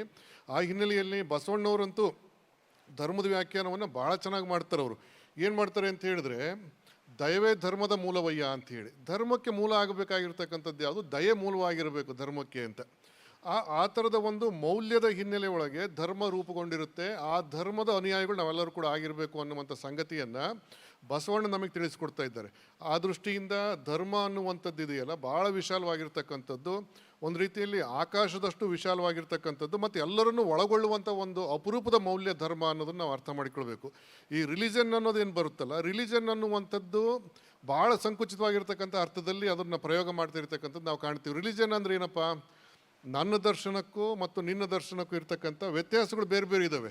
ನಾನು ಅನುಸರಿಸ್ತಾ ಇರ್ತಕ್ಕಂಥ ಸಂಪ್ರದಾಯಗಳು, ಅದನ್ನು ಕೊಟ್ಟಿರ್ತಕ್ಕಂಥವ್ರು ಒಬ್ಬರು ಧರ್ಮಗುರುಗಳು ಇರ್ತಾರೆ. ಆ ಧರ್ಮಗುರುಗಳ ಒಂದು ಮಾರ್ಗದರ್ಶನದೊಳಗೆ ನಡೀತಕ್ಕಂತಹ ಒಂದು ವ್ಯವಸ್ಥೆಯನ್ನು, ಒಂದು ಸಂಪ್ರದಾಯಗಳ ಮತ್ತು ಆಧ್ಯಾತ್ಮಿಕ ಮೌಲ್ಯಗಳ ಒಂದು ಪರಂಪರೆಯನ್ನು ರಿಲಿಜನ್ ಅಂತೇಳಿ ನಾವು ಗುರುತಿಸೋದಾದರೆ, ನಮ್ಮ ದೇಶದೊಳಗೆ ಅಂಥ ರಿಲಿಜನ್ಗಳು ಬೇಕಾದಷ್ಟು ನಿರ್ಮಾಣ ಆಗಿದ್ದಾವೆ. ಆ ಹಿನ್ನೆಲೆಯನ್ನು ಇಟ್ಕೊಂಡು ನಾವು ಯೋಚನೆ ಮಾಡ್ತಾ ಹೋದಾಗ ಧರ್ಮಕ್ಕೂ ಮತ್ತು ರಿಲಿಜನ್ ಅನ್ನೋದಕ್ಕೂ ಭಾಳಷ್ಟು ವ್ಯತ್ಯಾಸಗಳಿದ್ದಾವೆ. ಹಾಗಾಗಿ ಧರ್ಮ ಅನ್ನೋದು ವಿಶಾಲ ಅರ್ಥದಲ್ಲಿ ನಾವು ಗಮನಿಸಬೇಕಾದ್ದೇನಪ್ಪ, ಅರ್ಥೈಸ್ಕೊಳ್ಬೇಕಾದದ್ದೇನು ಅಂತಂದರೆ ಒಳ್ಳೆತನ, ಒಳ್ಳೆಯ ನಡವಳಿಕೆ ಅಂಥೇಳಿ. ಈ ಹಿನ್ನೆಲೆ ಒಳಗೆ ಧರ್ಮವನ್ನು ಅರ್ಥೈಸ್ಕೊಂಡ್ವಿ ನಾವು ಅಂತೇಳಿದ್ರೆ ಖಂಡಿತವಾಗಿಯೂ ನಾವೆಲ್ಲರೂ ಕೂಡ ಧರ್ಮಿಷ್ಟ್ರೇ. ಆದರೆ ಇದನ್ನು ಬಿಟ್ಟು ನಾವು ಮತೀಯವಾದಿಗಳಾಗಿ ನಿಂತ್ಕೊಂಡ್ವಿ ಅಂತಂದರೆ ಅವಾಗ ನಾವು ಧರ್ಮಿಷ್ಠರು ಅಂತ ಅನ್ನಿಸ್ಕೊಳ್ಳೋದಿಲ್ಲ, ಮತೀಯವಾದಿಗಳು ಮಾತ್ರ ಆಗಿ ಉಳಿಯೋದಕ್ಕೆ ಸಾಧ್ಯವಾಗುತ್ತೆ. ಆ ದೃಷ್ಟಿಯಿಂದ ಬಸವಣ್ಣವರು ಕೊಟ್ಟಿರ್ತಕ್ಕಂಥ ಈ ಪರಂಪರೆ ಏನಿದೆ, ಇವದೊಂದು ಮೌಲ್ಯಗಳು ಏನಿದಾವಲ್ಲ, ಇವೆಲ್ಲ ಮೌಲ್ಯಗಳನ್ನು ನಾವು ಅನುಸರಿಸೋದು, ಅದರ ಅರ್ಥ ಏನಪ್ಪ ಅಂತ ಹೇಳಿದ್ರೆ ನಿಜವಾದ ಧರ್ಮ ಮಾರ್ಗಗಳು ನಾವು ಆಗೋದು ಅನ್ನುವಂಥದ್ದನ್ನು ನಾವು ಈ ಸಂದರ್ಭದಲ್ಲಿ ಅರಿವಿಗೆ ತಂದುಕೊಂಡು ಧರ್ಮದ ಬಗ್ಗೆ ಮತ್ತೆ ಮತ್ತೆ ಆಲೋಚನೆಯನ್ನು ಈ ಥರದಲ್ಲಿ ಒಳಿತಿನ ಹಿನ್ನೆಲೆ ಒಳಗೆ ಮಾಡ್ಕೊಳ್ತಾ ಹೋಗ್ತಕ್ಕಂಥ ಒಂದು ಸಂಗತಿಗಳನ್ನು ನಾವೆಲ್ಲರೂ ಕೂಡ ಗಮನಿಸಬೇಕಾಗ್ತದೆ ಅಂತ ಈ ಸಂದರ್ಭದಲ್ಲಿ ಹೇಳಿ, ಮುಂದೇನೋ ಸಂವಾದ ಇರೋದ್ರಿಂದ ಮತ್ತು ನಿಮ್ಮಲ್ಲೂ ಕೂಡ ಬೇಕಾದಷ್ಟು ಪ್ರಶ್ನೆಗಳಿವೆ. ಯಾಕೆಂದರೆ ನಾವೆಲ್ಲ ಸ್ವಾಮಿಗಳಿಗೆ ಕೂತ್ಕೊಂಡ್ಬಿಟ್ಟಿದ್ದೀವಿ, ಇಲ್ಲಿ ಸ್ವಾಮಿಗಳಿಗೆ ಕೂತ್ಕೊಂಡಿದ್ದೀವಿ. ಮತ್ತು ಇತ್ತೀಚೆಗೆ ನಡೀತಿರುವಂಥ ಒಂದಿಷ್ಟು ಈ ಧರ್ಮ ಮತ್ತು ಇವುಗಳ ಹಿನ್ನೆಲೆ ಒಳಗೆ ನಡೀತಿರ್ತಕ್ಕಂಥ ಘರ್ಷಣೆಗಳು, ಒಂದು ರೀತಿ ಸಹ್ಯ ಘರ್ಷಣೆಯೂ ಇದೆ, ಅಸಹ್ಯವಾಗಿರ್ತಕ್ಕಂಥದ್ದು ಕೂಡ ಇದೆ. ಇಂಥವೆಲ್ಲವನ್ನೂ ಕೂಡ ತಲೆಯಲ್ಲಿ ಇಟ್ಕೊಂಡು ನೀವೆಲ್ಲರೂ ಕೂಡ ಗಂಭೀರವಾಗಿ ಕೂತಿದ್ದೀರಿ ಅಂತ ನಾವು ಭಾವಿಸ್ಕೊಂಡಿದ್ದೀವಿ. ಹಾಗಾಗಿ ಮುಂದೆ ನಿಮ್ಮ ಪ್ರಶ್ನೆಗಳಿಗೂ ಕೂಡ ಉತ್ತರ ಕೊಡಬೇಕಾದಂಥ ಹಿನ್ನೆಲೆಯಲ್ಲಿ ಹೆಚ್ಚು ಮಾತುಗಳನ್ನು ಲಂಬಿಸ್ದೇ ಇಷ್ಟು ವಿಚಾರಗಳನ್ನು ಸೂಚ್ಯವಾಗಿ ನಿಮ್ಮೆಲ್ಲರ ಜೊತೆಲಿ ಹಂಚಿಕೊಂಡು ಮಾತುಗಳಿಗೆ ವಿರಾಮ ಕೊಡ್ತೇವೆ. ಶರಣಾರ್ಥಿಗಳು. ಪರಮ ಪೂಜ್ಯ ಬಸವ ಮರಳಸಿದ್ಧ ಮಹಾಸ್ವಾಮೀಜಿಯವರಿಗೆ ಧನ್ಯವಾದಗಳು. ಏನಾದರೂ ತಮ್ಮಲ್ಲಿ ಪ್ರಶ್ನೆಗಳಿದ್ದರೆ, ಇವತ್ತಿನ ಪ್ರಸ್ತುತ ದಿನಮಾನದ ವ್ಯವಸ್ಥೆಗಳಲ್ಲಿ ನಿಮಗೇನೋ ಗೊಂದಲಗಳಿರ್ತವೆ. ಪೂಜೆ, ಪುನಸ್ಕಾರ, ಸಂಪ್ರದಾಯ, ಹತ್ತಾರು ಗೊಂದಲಗಳು ಇರ್ತವೆ. ಯಾರನ್ನೋ ಪ್ರಶ್ನೆಗಳನ್ನು ಮಾಡಬೇಕಂತಿರ್ತೀರಿ, ಪ್ರಶ್ನೆಗಳನ್ನು ಮಾಡಿರ್ತೀರಿ, ನಿಮಗೆ ಕ್ಲಿಯರಾಗಿ ಉತ್ತರಗಳು ಸಿಕ್ಕಿರಲ್ಲ. ಇವತ್ತು ಜಗದ್ಗುರು ಮಹಾಸನ್ನಿಧಿ ಕಬ್ಬಣಕಂತೆಯ ಪರಮ ಪೂಜ್ಯ ಸ್ವಾಮೀಜಿಯವರಿದ್ದಾರೆ. ಅವರು ಫಿಲಾಸಫರ್, ಕಬ್ಬಣಕಂತೆಯ ಪರಮ ಪೂಜ್ಯ ಮಹಾಸನ್ನಿಧಿಯವರು. ಹಾಗಾಗಿ ಜಗದ್ಗುರು ಮಹಾಸನ್ನಿಧಿಯವರಿದ್ದಾರೆ. ಕೆಳಗಡೆಗೆ ಸಿದ್ಧ ಸಂಸ್ಥಾನ ಮಠದ ನಿಡಸೋಸಿ ಜಗದ್ಗುರು ಮಹಾಸನ್ನಿಧಿಯವರಿದ್ದಾರೆ. ಮುಕ್ತವಾಗಿ ನಿಮ್ಮ ಪ್ರಶ್ನೆಯನ್ನು ಕೇಳಿ. ಎಲ್ಲ ಹಂಗ ಆಗ್ತಾ ಇರ್ತೈತಿ. ಹಾಗಾಗಿ ಜಂಗಮರು ಮುಂದೆ ಬಂದು ಈ ಪ್ರಾಣಿ ಬಲಿಯಲ್ಲಿ ಒಂದು ಸ್ವಲ್ಪ ಪಾತ್ರ ವಹಿಸ್ಬೇಕು. ಮತ್ತು ಹಳ್ಳಿಯಲ್ಲಿ ಮಾರಿ ಹಬ್ಬಗಳು ಆಗ್ತಾ ಇದ್ದಾವಲ್ಲ, ಅವನ್ನ ಒಂದು ಸ್ವಲ್ಪ ಕಂಟಿಸ್ಕನಕ್ಕೆ ಜಂಗಮರು ಭಾಗಿಯಾಗಬೇಕು ಅಂತ ನಾ ಕೇಳ್ಕೊಳ್ತಾ ಇದ್ದೀನಿ. ಹೇಗೆ ನಿಲ್ಲಿಸ್ಬೋದು ಅನ್ನೋದು ಒಂದು ಕ್ವಶನ್ನು. ಶರಣು ಸಂದರ್ಭಕ್ಕಂತೂ ನಾವು ಯಾರೂ ಸಾಕ್ಷಿಗಳಾಗಲ್ಲ. ಏನು ಕೆಲವೊಂದಿಷ್ಟು ಧಾರ್ಮಿಕ ಅನಿವಾರ್ಯತೆಗಳಿದ್ದಾಗ ಹೋಗಿ ಬಂದಿರ್ತೀವಿ ಅನ್ನೋದನ್ನು ಬಿಟ್ಟರೆ ಯಾರು ಕೂಡ ಬಲಿಯನ್ನು, ಮಾರಿ ಹಬ್ಬದ ಬಲಿಯನ್ನು ಸಮರ್ಥನೆ ಮಾಡ್ತಕ್ಕಂಥವ್ರು ಈ ವೇದಿಕೆ ಮೇಲಾಗಲಿ ಇಲ್ಲಿ ಸಭಾಂಗಣದಲ್ಲಿ ನಾವು ಯಾರೂ ಕೂಡ ಇಲ್ಲ. ಮುಖ್ಯವಾಗಿ ನಮ್ಮಲ್ಲಿ ಒಂದು ಗಾದೆ ಮಾತು ಐತಿ, ಹಿಂದೆ ಹಳ್ಳಿಗಳಲ್ಲಿ ಒಂದು ಗಾದೆ ಮಾತು, ಊರು ಕೊಬ್ಬಿದ್ರೆ ಮಾರಿ ಹಬ್ಬ ಮಾಡು ಅಂತೇಳಿ. ಗೊತ್ತಾಯ್ತು ನಿಮಗೆ, ಊರು ಕೊಬ್ಬಿದ್ರೆ ಮಾರಿ ಹಬ್ಬ ಮಾಡು ಅಂತ. ಆದರೆ ಈ ಮಾತನ್ನು ಭಾಳ ವಿವರಿಸ್ಬೋದು. ಮಾರಿ ಹಬ್ಬ ಯಾಕೆ ಮಾಡಿಸ್ತಿದ್ರು ಅನ್ನೋದು ಕೂಡ ಪ್ರಶ್ನೆ ಇದೆ. ಯಾಕೆ ಮಾಡಿಸ್ತಿದ್ರು ಅಂತಂದರೆ ಕೆಲವರೆಲ್ಲ ಏನು ಮಾಡೋರು, ನೀನು ಸಾಲ ತೊಗೊಂಡ ಮೇಲೆ ಮತ್ತೆ ನಮ್ಮ ಮನೆಗೆ ಕೆಲಸಕ್ಕೆ ಬರಬೇಕು ಅನ್ನುವಂಥ ಹಿನ್ನೆಲೆ ಒಳಗೂ ಕೂಡ ಊರಲ್ಲಿ ಮಾರಿ ಹಬ್ಬ ಮಾಡಿಸೋಕ್ಕೆ ನಿಂತ್ಕೊಳ್ತಿದ್ರು ಅನ್ನುವಂಥ ಹಿನ್ನೆಲೆ ಒಳಗೆ ಊರು ಕೊಬ್ಬಿದ್ರೆ ಮಾರಿ ಹಬ್ಬ ಮಾಡಿಸೋ ಅನ್ನುವಂಥ ಗಾದೆ ಮಾತನ್ನು ಅಲ್ಲಿ ಮಾಡಿದ್ದನ್ನು ನಾವು ಕೇಳ್ತಿದ್ದೀವಿ. ಆ ಹಿನ್ನೆಲೆಯಲ್ಲಿ ಈ ಮಾರಿ ಹಬ್ಬ ನಡಿಬಾರ್ದು ಅಂತಂದರೆ ಕದ್ದು ಮುಚ್ಚುವಾಗಿ ತಿನ್ನೋರು ಇದಾರಲ್ಲ, ಅವ್ರು ಸರಿಯಾಗಿಬಿಟ್ರೆ ಮಾರಿ ಹಬ್ಬ ಖಂಡಿತವಾಗಿ ನಡೆಯಲ್ಲ ಅಂತ ನಾವು ಭಾವಿಸ್ಕೊಳ್ತೀವಿ. ಇದು ಇದೆಯಲ್ಲ, ಇದು ನಾವು ಯಾಕೆಂದ್ರೆ ಮುಕ್ತವಾಗಿ ಹೇಳ್ಕೊಳ್ಳಬೇಕಾಗಿರ್ತಕ್ಕಂಥ ಒಂದು ಸಂಗತಿ ಇದು. ನಾವು ಕೆಲವನ್ನೆಲ್ಲ ಗಮನಿಸಿದಾಗ ಈ ಥರದ ಒಂದು ಅಪಸವ್ಯಗಳನ್ನು ನಾವು ನಡತೆಯಲ್ಲಿ ಇಟ್ಕೊಂಡು ಊರಾಗ ಮಾರಿ ಹಬ್ಬ ಮಾಡಬಾರ್ದು ಅಂದ್ರೆ ಹೆಂಗೆ ಸಾಧ್ಯ ಆಕತಿ? ಆ ದೃಷ್ಟಿಯಿಂದ ಮೊದಲು ನಾವೆಲ್ಲರೂ ಕೂಡ ದೈವ ಧರ್ಮದ ಮೂಲ ಅಂತ ಹೇಳಿದಂಥ ಬಸವಣ್ಣನ ಅನುಯಾಯಿಗಳಾಗಿರೋದ್ರಿಂದ ನಮ್ಮಲ್ಲಿರ್ತಕ್ಕಂಥವ್ರು ಆ ಥರದವ್ರು ಎಲ್ಲರೂ ಕೂಡ ನಾವು ಮಾಡಲ್ಲ ಅಂತೇಳಿ ಸತ್ಸಂಕಲ್ಪ ಮಾಡಿಕೊಂಡು ಕೈ ಬಿಟ್ಟರು ಅಂತ ಹೇಳಿದ್ರೆ ಖಂಡಿತವಾಗಿ ಮಾರಿ ಹಬ್ಬಗಳು ಅರ್ಧಕ್ಕರ್ಧ ನಿಂತೋಗ್ತವೆ ಅನ್ನುವಂಥದ್ದು ನಮ್ಮ ಸ್ಪಷ್ಟವಾಗಿರ್ತಕ್ಕಂಥ ಅಭಿಪ್ರಾಯ. ಬಿಡುವಂಥದ್ದು ಇರ್ತಿತ್ತು ಪದ್ಧತಿ. ಯಾಕಂದರೆ ಆ ಗ್ರಾಮದ ಪಶು ಸಮೃದ್ಧಿ ಆಗಲಿ ಅಂತ ದಷ್ಟಪುಷ್ಟವಾಗಿ ಬೆಳೆದಂಥ ಆ ಊರಿಗೆ ಬಿಟ್ಟಂಥ ಕೋಣ ಅಥವಾ ಹೋರಿ ಆ ಹಳ್ಳಿಯಲ್ಲಿರುವಂಥ ದನ ಅಥವಾ ಎಮ್ಮೆ ಹಸುಗಳಿಗೆ ಅದು ಹೀಟಿಗೆ ಬಂದಾಗ ಇದು ಕ್ರಾಸ್ ಮಾಡ್ತಿತ್ತು, ಅದು ಗುರುತಿಸ್ತಿತ್ತು. ಆ ಮೂಲಕ ಪಶು ಸಮೃದ್ಧಿ ಆಗ್ತಿತ್ತು. 9 ವರ್ಷಕ್ಕೆ ಒಂದು ಸಾರಿ ಮಾರಿ ಹಬ್ಬ ಅಥವಾ ಗ್ರಾಮ ದೇವತೆ ಜಾತ್ರೆ ಮಾಡುವಂಥ ಪದ್ಧತಿ ಇತ್ತು. 3 ಸಲ ಅಂದರೆ 3 ಸಲ ಗ್ರಾಮದಲ್ಲಿ ಗ್ರಾಮ ಜಾತ್ರೆ ಆಯಿತು ಅಂದರೆ ಸರಿಸುಮಾರು 27 ವರ್ಷ. 27 ವರ್ಷಕ್ಕೆ ಆ ಕೊನೆಗೆ ಆ ಕೋಣವನ್ನು ಬಲಿ ಕೊಡೋರು, ಅದು ಮುದಿಯಾಗಿರೋದು ಮತ್ತೊಂದು ಬಿಡೋರು. ಅಲ್ಲಿ ಪಶು ಸಮೃದ್ಧಿಗಾಗಿ ಆ ಮಾರಿ ಜಾತ್ರೆ ಅಥವಾ ಗ್ರಾಮ ದೇವತೆ ಜಾತ್ರೆ ಮಾಡುವ ಪದ್ಧತಿ ಇತ್ತೇ ಹೊರತು ಈಗಿನ ಪದ್ಧತಿಯ ಪ್ರಕಾರ ಏನು ಪ್ರತಿಯೊಬ್ಬರ ಮನೆಯಲ್ಲಿ ಕುರಿ ಕೋಣಗಳನ್ನು ಕೊಯ್ದು ಬೀಗರು ಬಿಜ್ಜರನ್ನು ಕರೆದು ಊಟ ಮಾಡಿಸುವಂಥದ್ದು. ಇನ್ನೂ ಆಶ್ಚರ್ಯದ ಸಂಗತಿ ಹೇಳಬೇಕು ಅಂದರೆ, ನಮಗೆ ಕೆಲವ್ರು ಹೇಳ್ತಿರ್ತಾರೆ, ನಮ್ಗಿಂತನೂ ನಿಮ್ಮ ಜನನ ಭಾಳ ಬಂದು ಊಟ ಮಾಡಿ ಹೋಗ್ತಾರೆ ಮನೆಗೆ ಅಂತಾರೆ. ಏನಿದು ವಿಪರ್ಯಾಸ, ಹೌದು ತಾನೆ? ಸ್ವಾಮೀಜಿಯವ್ರು ಹೇಳಿದಾಗೆ ನಾವು ಮೊದಲು ಶುದ್ಧರಾಗಬೇಕು. ನಮ್ಮ ಅಭಿರುಚಿ, ಅದರಲ್ಲೂ ವಿಶೇಷವಾಗಿ ಊಟದ ಅಭಿರುಚಿ, ಅದು ನಮ್ಮ ಸಾಂಪ್ರದಾಯಿಕವಾಗಬೇಕು. ನಾವು ಈಗಿನ ಆಹಾರ ಪದ್ಧತಿಗೆ ಹೋಗಬಾರ್ದು. ಆವಾಗ ಇದೆಲ್ಲ ಕಡಿಮೆ ಆಗ್ತದೆ ಅನ್ನುವಂಥದ್ದು ನನ್ನ ಭಾವನೆ. ಅಲ್ಲ ಸ್ವಾಮೀಜಿ, ನಾನು ಹೇಳ್ತಾ ಇರೋದು ಪಬ್ಲಿಕ್ಕಲ್ಲಿ ಪ್ರಾಣಿ ಬಲಿ ಕೊಡ್ತಾ ಇದಾರಲ್ಲ, ಅದನ್ನ ನಮಗೆ ನೋಡೋಕ್ಕಾಗಲ್ಲ. ಒಂದು ಯುವ ಜನ ಹಾಳಾಗ್ತಾ ಇದೆ. ಅಲ್ಲಿ ಊರ ಮುಂದೆ ದೇವತೆ ಕೊಟ್ಟರು, ದೇವತೆ ಏನು ಕೇಳಲ್ಲ, ಯಾವ ದೇವರು ಪ್ರಾಣಿ ಬಲಿ ಕೇಳಲ್ಲ. ಆಯ್ತು, ಅರ್ಥ ಆಯ್ತಮ್ಮ. ಅಮ್ಮ, ನಾನು ನಿನಗೆ ಒಂದು ಕ್ಲಾರಿಫಿಕೇಶನ್ ಮಾಡ್ತೀನಿ. ಪಬ್ಲಿಕ್ಕಲ್ಲಿ ಪ್ರಾಣಿ ಬಲೆ ಮಾಡೋಂಗಿಲ್ಲ ಅಂತ ಕಾನೂನದೆ. ನಿಮಗಿನ್ನೂ ಆಶ್ಚರ್ಯದ ಸಂಗತಿ ಹೇಳ್ತಾನೆ ಅಂದರೆ, ಒಂದು ಪ್ರಾಣಿಯನ್ನು ಕೊಲ್ಲಬೇಕು ಅಂದರೆ ಅಲ್ಲಿಯ ಪಶು ವೈದ್ಯಾಧಿಕಾರಿ ಸರ್ಟಿಫೈ ಮಾಡಬೇಕು, ಇದು ನಿರುಪಯುಕ್ತ, ಇದನ್ನು ಕಡಿಲಿಕ್ಕೆ ಯೋಗ್ಯ ಇದೆ ಅನ್ನುವಂಥದ್ದನ್ನು ಸರ್ಟಿಫೈ ಮಾಡಬೇಕು. ಅವ ಕಡಿಯುವವನು ಲೈಸೆನ್ಸ್ ಹೊಂದಿರಬೇಕು. ಕಸಾಯಿಖಾನೆ ಅಂತಾರೆ. ನಮ್ಮ ಗ್ರಾಮದಲ್ಲಿ ಅಂದರೆ ರಟ್ಟಿಹಳ್ಳಿಯಲ್ಲಿ 9 ಕಸಾಯಿಖಾನೆಗಳಿದ್ದು, ನಮ್ಮ ಮಠದ ಗೋಶಾಲೆಯ ಮೂಲಕ ನಾವು ಕಸಾಯಿಖಾನೆಯನ್ನು ಬಂದ್ ಮಾಡಿಸಿದ್ವಿ. ಅದು ಬಂದಾಗಲಿಲ್ಲ. ಹೈಕೋರ್ಟ್ ಆದೇಶದ ಈಗಲೂ ಅದೇ. ಏನು ಮಾಡ್ತಾರೆ ಅಂದರೆ, ಆ ಕಸಾಯಿಖಾನೆಗಳನ್ನು ಪೊಲೀಸರು ಬಂದಾಗ ಮುಚ್ತಾರೆ, ಅವರು ಮತ್ತೆ ಹೋದ್ಮೇಲೆ ಮತ್ತೆ ಮಾಮೂಲು ಮಾಡ್ತಾರೆ. ಇದಕ್ಕೆ ಸರ್ಕಾರನೂ ತಯಾರಾಗಬೇಕು, ರಾಜಕೀಯ ಪ್ರತಿನಿಧಿಗಳು ತಯಾರಾಗಬೇಕು. ಸಾರ್ವತ್ರಿಕವಾಗಿ ನಾವೇ ಮಾಂಸವನ್ನು ಊಟ ಮಾಡೋದು ಬಿಟ್ಬಿಟ್ರೆ ಕಡಿಮೆ ಆಗ್ತತೆ ಇಲ್ಲೋ? ಅದು ಕಾನೂನು ಪ್ರಕ್ರಿಯೆಗೆ ಒಳಪಟ್ಟೆ ಕಡಿಮೆ ಮಾಡಲಿಕ್ಕೆ ಆಗ್ತಾ ಇಲ್ಲ. ಇನ್ನು ಸ್ವಾಮೀಜಿಯವ್ರು ನಾವು ಇಷ್ಟೆಲ್ಲ ಪ್ರಯತ್ನ ಮಾಡಿದರೂ ಆಗ್ತಾ ಇಲ್ಲ. ಏನು ಮಾಡಬೇಕಮ್ಮ? ಅದಕ್ಕೆ ಸಮಷ್ಟಿ ಪ್ರಜ್ಞೆಗೆ ಜಾಗೃತಿ ಆಗಬೇಕು.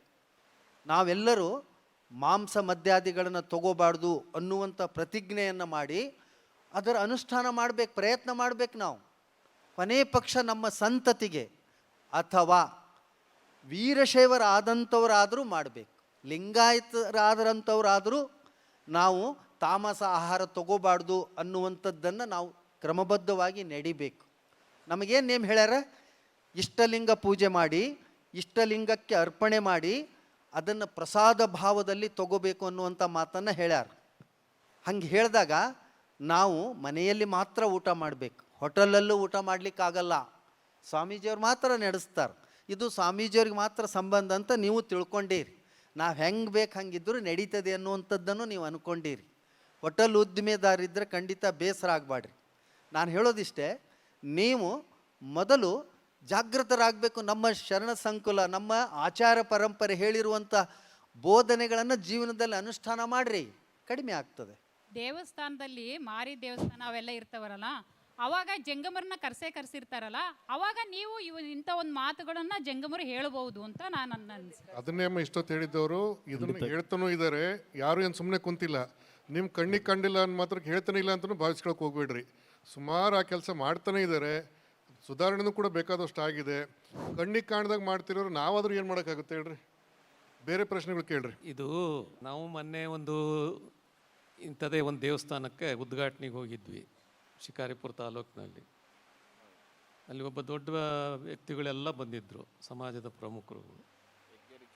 ಅಲ್ಲಿ ನಾವು ಇದೇ ಮಾತನ್ನು ಹೇಳಿದ್ವಿ, ಯಾವ ದೇವರು ಕೂಡ ಪ್ರಾಣಿ ಬಲಿಯನ್ನು ಕೇಳಲ್ಲ. ಕೇಳಿದರೆ ಅದು ದೇವರೇ ಅಲ್ಲ, ಅದು ದೆವ್ವ ಏನೋ ಆಗಿರುತ್ತೆ ಅಂತ. ಆಗ ನಮ್ಮ ಕೂಡ ಇಲ್ಲಿ ಖಾಸಗಿಯಾಗಿ ಒಬ್ಬ ಮುಖಂಡರು ಬೇರೆ ಧರ್ಮದವರು ಕೇಳಿದರು, ಬುದ್ಧಿ ನೀವು ಪ್ರಾಣಿ ಬಲಿ ಕೊಡಬೇಡ್ರಿ ಅಂತೀರಿ, ಇದು ಭಾಳ ಹಳೆಯ ಕಾಲದಿಂದ ನಡ್ಕೊಂಡು ಬಂದಿದೆ.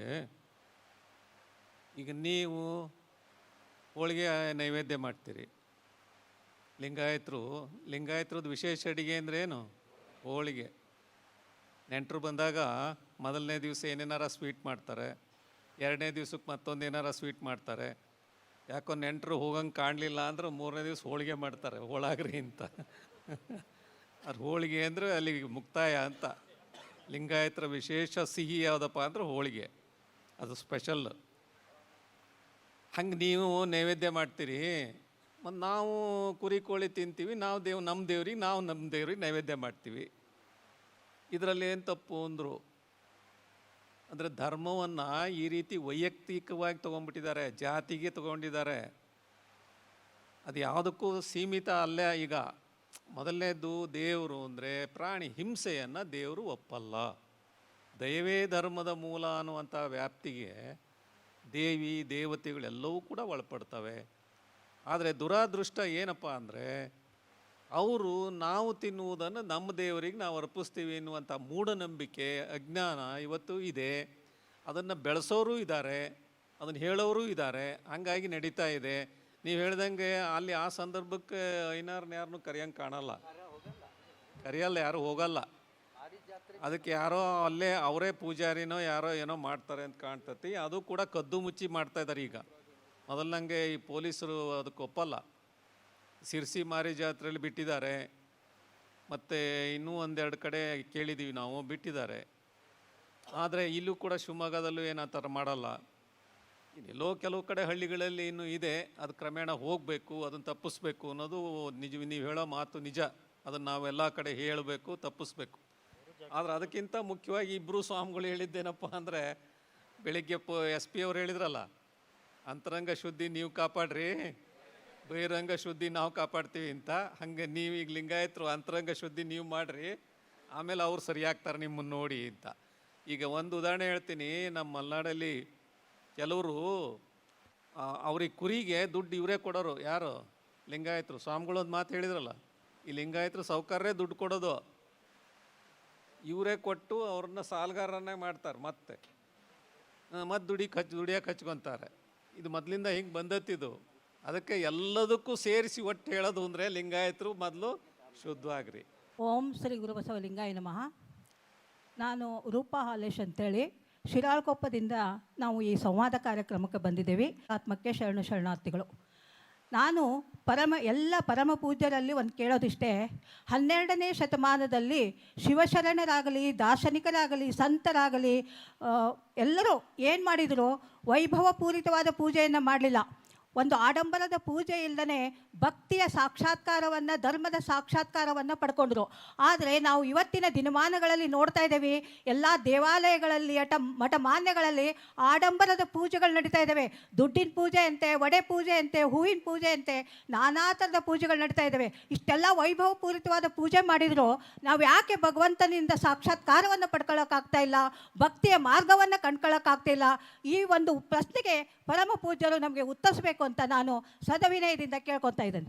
ಈ ಸರಳವಾಗಿ ಪೂಜೆ ಮಾಡ್ತೀವಿ ಅಂದರೆ ಸ್ವಾಮಿಗಳ್ನ ಯಾರನ್ನೂ ಕರೆಯೋದೇ ಇಲ್ಲ. ಪೂಜೆ ಮಾಡೋಕ್ಕೆ ಬರಲ್ಲ. ಒಂದು ವಚನ ಹೇಳಿದರೆ ಒಂದು 4 ವಚನ ಹೇಳಿ, ಈ ವಚನ ಹೇಳ್ತಾರೆ, ಇವ್ರ ಸಂಸ್ಕೃತ ಏನು ಹೇಳಲ್ಲಪ್ಪ, ಅಷ್ಟು ಹತ್ರ ಏನು ಹೇಳಲ್ಲ ಅಂತಾರೆ. ಅದಕ್ಕೆ ಭಕ್ತರು ಯಾವಾಗ ಪರಿವರ್ತನೆ ಆಗ್ತಾರೆ, ಭಕ್ತರು ಯಾವಾಗ ಶ್ರದ್ಧೆಯಿಂದ ವಚನ ಸಾಹಿತ್ಯದ ಬಗ್ಗೆ ಆಸಕ್ತಿ ವಹಿತಾರೆ, ಆವಾಗ ಇವೆಲ್ಲವೂ ನಿಲ್ಲುವುದಕ್ಕೆ ಸಾಧ್ಯವಾಗುತ್ತೆ. ಶರಣರು ಏನಂತ ಹೇಳಿದ್ರು, ಯಾವು ಬೇಡ, ಗಗನವೇ ಗುಂಡಿಗೆ, ಆಕಾಶವೇ ಅಗ್ಗವಣಿ, ಸೂರ್ಯಚಂದ್ರರಿಬ್ಬರು ಪುಷ್ಪ ನೋಡ, ಬ್ರಹ್ಮಧೂಪ ವಿಷ್ಣುದೀಪ ರುದ್ರನೋಗರ ಸುಯಿದಾನ ಅಂತ ಹೇಳಿದ್ರು. ಅವೇ ನಮಗೆ ಫಲ ಪುಷ್ಪ ಇರಬೇಕಾದ್ರೆ ಬೇರೆ ಬೇಡ ಅಂತೇಳಿ, ನಮಗೆ ಶ್ರದ್ಧೆ ಇಲ್ದಿದ್ದಕ್ಕೆ ಅವೆಲ್ಲ ಬೇಕಾಗಿದೆ ಅಷ್ಟೇ ಅನ್ನುವಂಥದ್ದು ಹೇಳಿ ಮಾತು ಹೇಳಿ. ಇಲ್ಲಿ ನೀವು ಪೂಜೆ ಅದ್ಧೂರಿ ಮಾಡ್ತಿರೋ ಸರಳವಾಗಿ ಮಾಡ್ತಿರೋ ಅನ್ನೋದು ಮುಖ್ಯ ಅಲ್ಲ. ಪೂಜೆ ಮಾಡ್ಕೊಳ್ಬೇಕಾದ್ರೆ ಇರ್ತಕ್ಕಂಥ ಭಾವನೆ ಭಾಳ ಮುಖ್ಯ. ಸರಳವಾಗಿ ಪೂಜೆ ಮಾಡ್ಕೊಂಡ್ರೆ ಎಲ್ಲರಿಗೂ ಸಾಕ್ಷಾತ್ಕಾರ ಆಗೈತೇನೋ ಅಂತ ಕೇಳಿದ್ರೆ ಅದನ್ನು ಉತ್ತರ ಹೇಳೋದು ಭಾಳ ಕಷ್ಟ ಐತಿ. ಗೊತ್ತಾಯ್ತಲ್ಲ? ಪೂಜೆಗೆ ಕಟ್ಟಳೆ ಮುನ್ನಿಲ್ಲ ಅನ್ನುವಂಥದ್ದು ಒಂದು ಮಾತಿದೆ. ಅದೇ ಥರದಲ್ಲಿ ಪೂಜೆ ನೀವು ಮಾಡ್ಕೊಳ್ರಿ, ಆದರೆ ಪೂಜೆ ಮಾಡ್ಕೊಳ್ತಾ ಇರಬೇಕಾದ್ರೆ ನೀನು ಬಹಿರಂಗದಲ್ಲಿ ಬಳಸುವಂಥ ಎಲ್ಲ ವಸ್ತುಗಳು ಕೂಡ ಅಂತರಂಗದಲ್ಲಿ ಪರಿಣಮಿಸುವಂಗಿರಬೇಕು. ಒಂದು ಕಡೆ ಶರಣರು ಹೇಳ್ತಾರೆ, ಕೋಪಿ ಮಜ್ಜನ ಕೆರೆದರೆ ರಕ್ತದ ಧಾರೆ, ಪಾಪಿ ಪುಷ್ಪವನ್ನೇರಿಸಿದರೆ ಮಸದ ಅಲುಗಿನ ಗಾಯ ಅಂತೇಳಿ. ಇದರ ಅರ್ಥ ನಾವು ಲಿಂಗಕ್ಕೆ ಮಜ್ಜನ ಮಾಡಬಾರ್ದು ಅಂತ ಹೇಳ್ತಾ ಇಲ್ಲ, ಅಥವಾ ಲಿಂಗಕ್ಕೆ ಪತ್ರೆ ಪುಷ್ಪ ಏರಿಸಬಾರ್ದು ಅಂತ ಹೇಳ್ತಾ ಇಲ್ಲ. ಲಿಂಗಕ್ಕೆ ಅಭಿಷೇಕ ಮಾಡು, ಪತ್ರೆ ಪುಷ್ಪ ಏರಿಸು. ಆದರೆ ಅಭಿಷೇಕ ಮಾಡಬೇಕಾದ್ರೆ, ಪತ್ರೆ ಪುಷ್ಪ ಏರಿಸಬೇಕಾದ್ರೆ ಕಿಂಚಿತ್ತು ಯೋಚನೆ ಮಾಡ್ಬೇಕು ನೀನು. ನಾನು ಮಾಡ್ತಿರ್ತಕ್ಕಂಥ ಅಭಿಷೇಕ ಲಿಂಗಕ್ಕೆ ನೀರಿನ ಥರ ಹೋಗ್ತಾ ಇತ್ತೋ, ಹಾಲಿನ ಥರ ಹೋಗ್ತಾ ಇತ್ತೋ, ಅಥವಾ ಇನ್ನೊಬ್ಬರು ಮೈಯಿಂದ ಬಸ್ಕೊಂಡಂಥ ರಕ್ತದ ಥರ ಹೋಗ್ತಾ ಇತ್ತು ಅನ್ನುವಂಥ ಪ್ರಜ್ಞೆ ಇಟ್ಕೊಂಡು ನಾವು ಪೂಜೆ ಮಾಡ್ಕೊಳ್ತಾ ಹೋಗ್ಬೇಕು. ನೀವು ಭಾಳ ಜನ ಏನಾಗಿದ್ದಾರೆ ಇತ್ತೀಚೆಗೆ ಅಂದರೆ, ಈ ಪೂಜೆ ಮಾಡಿ ಕೇಳಿದ್ರು ಇನ್ನೊಬ್ರು ಹೆಂಗೆ ಪೂಜೆ ಮಾಡಿ ಕೇಳ್ತಾರೆ ಅನ್ನೋದು ಇಣಿಕ್ ನೋಡೋದೇ ಒಂದು ಉದ್ಯೋಗ ಆಗಿಬಿಟ್ಟೈತಿ. ಅದರಲ್ಲೂ ಸ್ವಾಮಿಗಳು ಪೂಜೆ ಮಾಡಿ ಕೇಳೋದು ನೋಡೋದಪ್ಪ, ನೋಡೋದು ಅದನ್ನು ನಾವೇನು ಮಾಡ್ತೀವಿ, ನಾವು ಪೂಜೆ ಮಾಡಿ ಕೇಳೋದು ನಮ್ಮ ವೈಯಕ್ತಿಕ ಖಾಸಗಿ ಅದು. ಆದರೆ ನಾವು ಹಿಂಗೆ ಪೂಜೆ ಮಾಡಿ ಕೇಳಿದ್ರೆ ಕೊನೆ ಪಕ್ಷ ನಾವು 10 ಊಟಗಳು ನೀವು 1 ವಾರ ಇಟ್ಟು ಪೂಜೆ ಮಾಡಿ ಕೇಳ್ತೇವೆ ನಮ್ಮ ಜನ ಅಂತೇಳಿ ನಾವು ಅದನ್ನು ಒಂದು 4 ಜನಕ್ಕೆ ತೋರಿಸ್ತೀವಿ. ಹೋದರೆ ನೀವೇನು ಮಾಡ್ತೀರಿ ಗೊತ್ತೇನೋ, ಅಯ್ಯೋ ರಾಶಿಗಟ್ಟಲೆ ಹೂವಕ್ಕೇನು ಪೂಜೆ ಮಾಡ್ತೀವಿ ಸ್ವಾಮಿಗಳು, ಇವ್ರಿಗೆ ಭಕ್ತಿ ಇಲ್ಲ ಅಂತ ಬಾಯಿಗೆ ಸಿಕ್ಕಂಗೆ ಬೈದ್ಬಿಡೋದು. ಏನು ಮಾಡ್ತಿದ್ದೀರಿ ಮಾರ್ಯಾರ ನೀವೆಲ್ಲ? ಭಕ್ತಿ ಅನ್ನುವಂಥದ್ದು ನಾವು ಪ್ರಶ್ನೆ ಕೇಳೋದು ಇಷ್ಟನೇ, ಶರಣರು ಯಾರು ಕೂಡ ಆಡಂಬರದ ಬಟ್ಟೆ ಬರೆಗಳನ್ನ ಹಾಕ್ಕೊಳ್ಳಿಲ್ಲ, ನೀವ್ಯಾಕೆ ಹಾಕ್ಕೊಳ್ತಿದ್ದೀರಿ?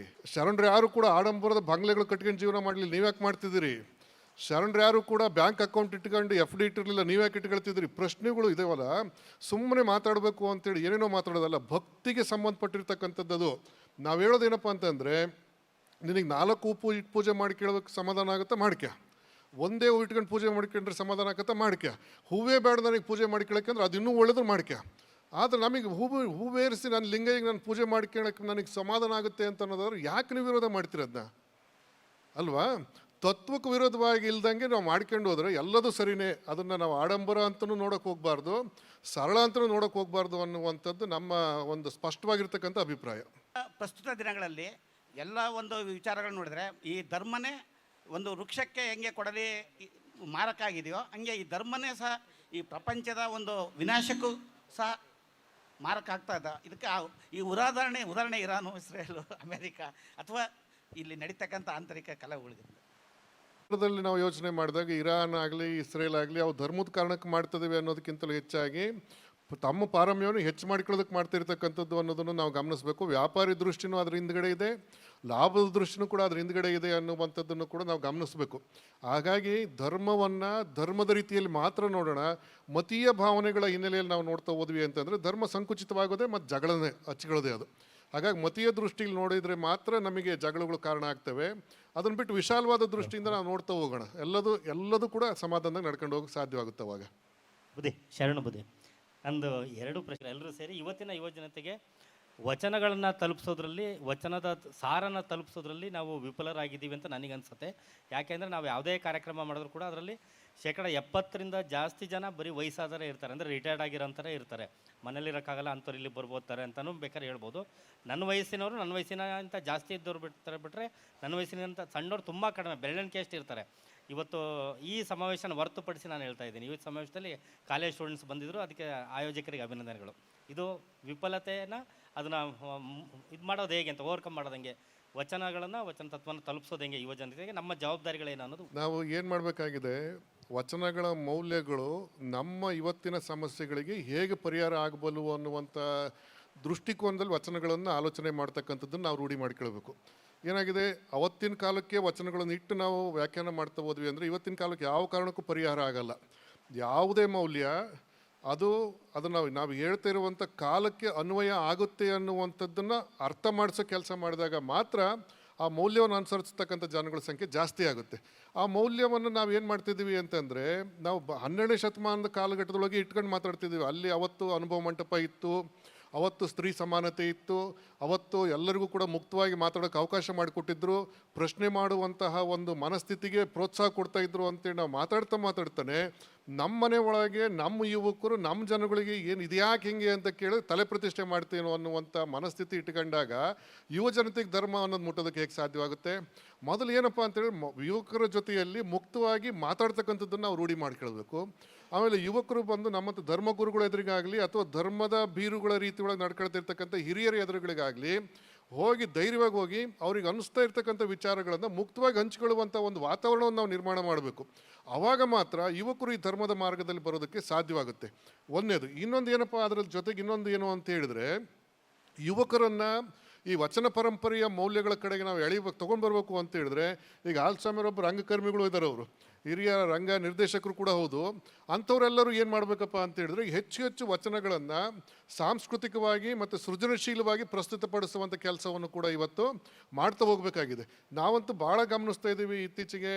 ನೀವು ಯಾವುದೇ ಮಾಧ್ಯಮ ತಗೊಳ್ರಿ, ಮುದ್ರಣ ಮಾಧ್ಯಮದಿಂದ ಹಿಡ್ಕೊಂಡು ಬಹುಮಾಧ್ಯಮ ದೃಶ್ಯ ಮಾಧ್ಯಮದವರೆಗೂ ಕೂಡ ಇರ್ತಕ್ಕಂಥ ಎಲ್ಲ ಮಾಧ್ಯಮಗಳಲ್ಲೂ ಕೂಡ ವಚನಗಳನ್ನು ನಾವು ಬಳಸ್ತಾ ಇದ್ದೀವಿ. ಉಪ್ಪಿನಕಾಯಿ ರೀತಿ ಒಳಗೆ ಅಥವಾ ಎಲೆ ತುದಿ ಒಳಗಿರೋಂಥ ಉಪ್ಪಿನ ರೀತಿ ಒಳಗೆ ನಾವು ವಚನ ಬಳಸ್ತಿದ್ದೀವಿ ಅಂತೇಳಿ ತೋರ್ಸೋಕ್ಕೋಸ್ಕರ ಬಳಸ್ತಾ ಇದ್ದಾರೆ ಹೊರತು ಅವುಗಳನ್ನು ಭಾಳ ಉದ್ದೇಶಪೂರ್ವಕವಾಗಿ ಬಳಸುವಂಥ ವಾತಾವರಣ ಇಲ್ಲ ನಮ್ಮಲ್ಲಿ. ಹಾಗಾಗಿ ವಚನಗಳನ್ನು ಉದ್ದೇಶಪೂರ್ವಕವಾಗಿ ಬಳಸ್ತಾ, ಆ ವಚನಗಳೆಲ್ಲ ಸೃಜನಶೀಲವಾಗಿ ಪ್ರಸ್ತುತಪಡಿಸ್ತಾ, ಆನಂತರದಲ್ಲಿ ವಚನಗಳಲ್ಲಿರ್ತಕ್ಕಂಥ ಮೌಲ್ಯಗಳನ್ನು ನಾವು ನಾಟಕಗಳಲ್ಲಿ, ಸಿನಿಮಾಗಳಲ್ಲಿ, ಆನಂತರ ನೀವು ನಿತ್ಯ ನೋಡ್ತಿರಲ್ಲ ಮನೆಹಾಳು ಧಾರಾವಾಹಿಗಳಲ್ಲಿ, ಇಂಥವ್ರು ಎಲ್ಲದರಲ್ಲೂ ಕೂಡ ವಚನಗಳಲ್ಲಿರ್ತಕ್ಕಂಥ ಮೌಲ್ಯಗಳು ಹೆಚ್ಚೆಚ್ಚು ಪ್ರಸ್ತುತ ಆಗುವಂಥ ರೀತಿ ಒಳಗೆ ಸಮೃದ್ಧವಾಗಿ ನಾವೆಲ್ಲರೂ ಕೂಡ ಕೈ ಜೋಡಿಸಿ ಕೆಲಸ ಮಾಡಿದಾಗ ಮಾತ್ರ ಯುವ ಜನತೆಯನ್ನು ಈ ಕಡೆಗೆ ನಾವು ಸೆಳೆಯೋದಕ್ಕೆ ಸಾಧ್ಯವಾಗುತ್ತೆ. ಯಾಕೆ ಅಂತ ಹೇಳಿದ್ರೆ, ಇದು ಒಂದು ರೀತಿ ಮಾರ್ಕೆಟಿಂಗ್ ಯುಗ. ಇದು ನಾವು ಯಾವುದನ್ನು ಮಾರ್ಕೆಟಿಂಗ್ ಮಾಡ್ತೀವೋ ಅದು. ಬೆಳಗ್ಗೆ ಹೇಳ್ತಿದ್ರು ಹಾರ್ಲಿಕ್ಸಿಂದು ಅಡ್ವರ್ಟೈಸ್ಮೆಂಟ್ ಹೇಳಿದ್ರು ನೋಡ್ರಿ, ನಮ್ಮ ಬೋರ್ಮಿಟದು ಹಾರ್ಲಿಕ್ಸ್ ಹೇಳಿದ್ರಲ್ಲ, ಸದಾನಂದ ಹೇಳಿದ್ರು ನೋಡ್ರಿ, ನಮ್ಮ ಜನಕ್ಕೆ ಯಾವುದನ್ನೇನು ಮಾಡಬೇಕು ಅಂತ ಏನಿರಲ್ಲ. ನಮ್ಮ ಜನ ಸ್ನಾನ ಮಾಡ್ಬೇಕಾದ್ರೆ ಸೋಪ್ ಹಚ್ಚಿನ ಸ್ನಾನ ಮಾಡಬೇಕು ಅಂಥೇಳಿ ನಮ್ಮ ಜನಕ್ಕೆ ಗೊತ್ತಿರುತ್ತೆ. ಆದರೆ ನಮ್ಮ ಜನಕ್ಕೆ ಈ ಅಡ್ವರ್ಟೈಸ್ಮೆಂಟ್ಗಳು ನೋಡಿ ನೋಡಿ ಏನಾಗುತ್ತೆ, ಇಂಥದೇ ಸೋಪ್ ತೊಗೊಳ್ಬೇಕು ಅನ್ನುವಂಥ ಒಂದು ಇಂಟ್ಯೂಷನ್ ಒಳಗಿಂದ ಬಂದುಬಿಡುತ್ತಲ್ಲ. ಹಾಗಾಗಿ ಆ ಥರದ ಒಳಗೆ ನಾವು ಏನು ಮಾಡಬೇಕಾಗಿದೆ, ಈ ಮೌಲ್ಯಗಳನ್ನು ಹೆಚ್ಚು ಜನಗಳಿಗೆ ಎಲ್ಲ ರೀತಿಯ ಮಾಧ್ಯಮಗಳಲ್ಲಿ ಎಲ್ಲ ರೀತಿಯಲ್ಲೂ ಕೂಡ ನಾವು ಅಡ್ವರ್ಟೈಸ್ಮೆಂಟ್ ಮಾಡುವಂಥದ್ದನ್ನು ಕೂಡ ನಾವು ರೂಢಿಸ್ಕೊಳ್ಬೇಕು ಅಂಥೇಳಿ ನಮಗೆ ಅನ್ನಿಸ್ತಾ ಇದೆ. ಅದಕ್ಕೆ ನಿಮ್ಮಂಥ ಸೃಜನಶೀಲರು ಹೆಚ್ಚಿನ ರೀತಿಯೊಳಗೆ ಕೈ ಜೋಡಿಸ್ಬೇಕು ಅನ್ನುವಂಥ ನಮ್ಮ ಅಭಿಪ್ರಾಯ. ಧನ್ಯವಾದಗಳು ಸ್ವಾಮೀಜಿ. ನಂದು ಇನ್ನೊಂದು ಕೊನೆಯ ಪ್ರಶ್ನೆ. ನಾನು ಇತ್ತೀಚೆಗೆ ತುಂಬ ನನಗೆ ಘಾಸಿ ಮಾಡಿದಂಥ ಒಂದು ತುಂಬ ಎಲ್ಲೋ ಒಂದು ಬೆರಳೆಣಿಕೆಯಷ್ಟು ಆಕ್ರೋಶ ಅಥವಾ ವಿರೋಧ ಖಂಡನೆ ವ್ಯಕ್ತವಾಯಿತು ಬಿಟ್ಟರೆ, ನಾವು ಈಗ ಏನು ಬಸವ ಅಭಿಯಾನದಲ್ಲಿ ಬಸವ ತತ್ವದ ನಂಬಿಕೆ ಇಟ್ಕೊಂಡು ನಾವಿದ್ದೀವೋ, ಒಂದು ಸಮೂಹವಾಗಿ ಅದು ಖಂಡನೆ ವ್ಯಕ್ತವಾಗಲಿಲ್ಲ. ಯಾಕೆ ಇಂಥ ಮೌನ ಯಾಕೆ ಅಂತ ನನಗೆ ತುಂಬ ಕಾಡುವ ಪ್ರಶ್ನೆ ಬುದ್ಧಿ, ಶರಣ ಬುದ್ಧಿ.